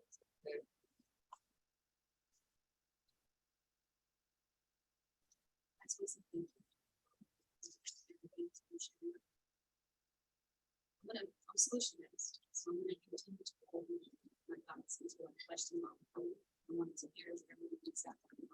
Just thanking everybody for what they contributed. And Christina and those who are here from the state, thank them for providing this space. Being solution based, I'm gonna be mindful of making my office, so I'm gonna continue to flesh it through. True education. We want things to change here in the state of California. And change what's being taught in the schools, kindergarten, through 12th grade. Complete reform of the curriculum and telling the stories, the truth, the celebrations, the contributions, all of it, of our various distinct California Indian people from the top. We follow the Euro country all the way down to all of our Southern California, all of them. Have the state truly take that and do something, because that is easy. You have the knowledge holders, the knowledge keepers who can come in and lend their being, their take, their truth. Fourth grade's never been enough. It will never be enough. Where we're at as a society right now, in complete educational reform, what we teach in 15 to 20 years. Take some time. Take some time. We can't leave no longer on the, oh, I really know. You're still alive. Oh, that's why it's so small. But I love your jewelry. Are those baskets? Is your hair real? No, that will not be the case. But if you don't start there for our young girls who are coming through that forced schooling system, nothing will change. Nothing. Being someone who's here as a survivor of a residential and or boarding school from Sherman, Indian, 3 times survivor. She didn't make it home from Sherman back to Pitt River. None of us in my family would be here. All efforts, 3 waves, genocide. Great grandfather alive who was still legal in California to hunt and kill Indians, did not speak English, only said don't trust them. Have an opportune moment with you. Continuing to be in the muck with each other, just like the waters are not healthy right now. It's the reflection of the people. Look at your waters. Nothing grows in stagnant water, but algae. We have water flowing through our bodies right now. That's why you respond to the music, the songs, and the way you do. It's in you. You're a part of it. Coming together will take a lot of unlearning and setting aside differences and embracing the uniqueness, the multiple perspectives, having difficult conversations and accepting and sitting with the disclosure. At least we've got you thinking. Bringing one's awareness up, non-native mind you. Awareness is not good enough. Complete shift of consciousness sits within. Then it requires you to be action. You're accountable. Because knowing is not G.I. Joe is not always half the battle. That is not half the battle, that's just the beginning. Educational revolution. Being intentional with what we do in this lifetime right now as California Indian peoples. Being inspired by the inspires and models that we have across this land-based nation. What they've done in Montgomery, Alabama, to uplift and bring truth to African American brothers and sisters. Experience through some of their own monuments, their own museums. Inspired by the inspiring, it's amazing what we're doing out there. We deserve that in California. We deserve it. there's a reason why the state and federal government wouldn't get behind it in a way, because now you are accountable. You listen to those who are still kicking, still around, or leaders or elders, and keep fighting the fight. But understand it's going to take all of us, all of our people. Those are some of my thoughts. I'm still fleshing out the solution is, but I'm a firm believer in change through education, but for right education. And with that, you need to say, I just wanted to thank everybody. That's who I am. And we'll be in contact. It's good to see all you both. Get home safe. Will you share some list of contact information? Yeah. Yeah, so we've got several requests for that. We'll share the full contact list of people who signed in today and then also who registered for the event. We can also share the press liaison list too, if that's of interest. Really just want to, before we close out with Councilmember Lucas, really want to thank you all for being so present and so active in this conversation, and also just all day being here and present and bringing energy to this space. I know these discussions are hard, but this is what we were hoping for with the Truth and Healing Council, with to have these discussions where we hear about what are the things that are still challenges, what are the things that you think we should be working for. Checkerboarding is a huge issue in California, and the feds don't care, and they're not helping California because of small acreage of land versus like giant swaths of land, and giant swaths of land that have no population. So, what I'd like to say is, again, thank you all for your time and your energy and your thoughts. I encourage you to continue to be active with the virtual listening sessions that we have, but we're also willing to come back and do kind of think hard through what you're trying to accomplish here, because these suggestions, these decades-old annoyances and frustrations, I think are what is going to shape the outcome document of this report that will be co-signed by the state of California, which means that then goes to any policy maker, any decision maker, Department of Finance to see these are the things that we need to be doing better. Or conversely, if it's not the state of California who can do something about it, private actors, federal government, what do we do here? So I just really appreciate all of your time, your energy, and pointing out that the really problematic issues that are happening still.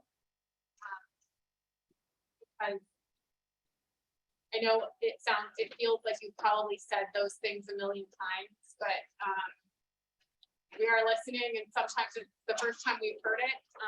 There is, and now there's also an administration that is listening to hear and to do better. So, you know, he's only got a couple more years though, so we've got to get this done. But I'll turn it over to Councilmember Lucas, because she always has more words of wisdom than I can put together. All right, Councilmember Lucas, we're going to go ahead and let you speak in just a second. Please go ahead. Okay, can you hear me? Yes, we can hear you. Yeah. You're able to hear me now? Yep. Please go ahead. Please go ahead. Good. Okay. Okay. I apologize for this primitive setup I have here, but I can't help it. I'm a little hesitant to say anything. That was a long conversation, but I worry about us getting too wrapped up in woe is me and you know, the genocide. I recognize that we all have a story. We all want to tell our story, and that's why I really put the emphasis on the elders writing their biography, and then perhaps we can synthesize that and do something intelligent with it. I think there's priorities. For me, recently, what really comes to mind is the ancestor remains that have been disturbed, that still sit in warehouses, colleges, junior colleges, and all those places that have never properly been repatriated. I think we need to make a list of, you know, what is we're looking to heal our spirits. We have to recognize we're in different times. Our ancestors want us to move with the times and to do things that are good for the environment. Remember, that's our nourishment. So I think collectively it might be wise if those non-native or non-federally recognized Indians, if you're not already listed on the Native American Heritage Commission list, I think you need to do that so that you're aware of what goes on, and particularly with the notifications of development and projects and human remains and that type of stuff. I realize this is a large project. The state is huge. The number of Indians that are here is enormous. I'm more concerned about those that have been lost in the system through this god-awful process that is our heritage. So I don't know that I'm making sense here. It's just that it was difficult to catch the true dialogue of your conversation. But that is one area, as I know, we have lingering spirits, and until those folks are all put to rest, the world is going to continue to be in chaos. So I think that's our first priority. Let's take care of that, and let's take care of the historic record. Then we can talk about our own personal lives and what might be beneficial for us. So that's basically all I wanted to add. So thank you for that opportunity. I sure hope it was audible. I hope you heard it and understood it. Thank you. Thank you so much, Councilmember Lucas. Thank you, Carmen. You have some friends in the room, council member, it sounds like. Well, so I really appreciate everything that you all brought here today. We will go into probably about, well, as soon as we can get to our next spot, we'll go into a virtual strategic planning session in about a half an hour. And that's where we'll talk about how we actually catalyze this and what are our underlying values and what are the expected outcomes of this and what do we need to do to get there. So that's the action conversation of this. And then we will see you all if you're not going to join us for virtual. It's not the only strategic planning session because strategic planning sessions take a long time. But we will see you all tomorrow if you're going to join us for the panel on some of the things that have been happening in UC Hastings, but also some of the testimony from local tribes, and then also some of the processes for land acknowledgement. So it's the Quetchet Law Center. I think it's at or near the CTHC campus. Soon to be renamed to something probably just as bad. Yeah. Well, oh, we're done if you want to. Good thing. I work in education and with children, and we do talk about some of these things. And I remember one of my young children students, I said, why do they keep wanting to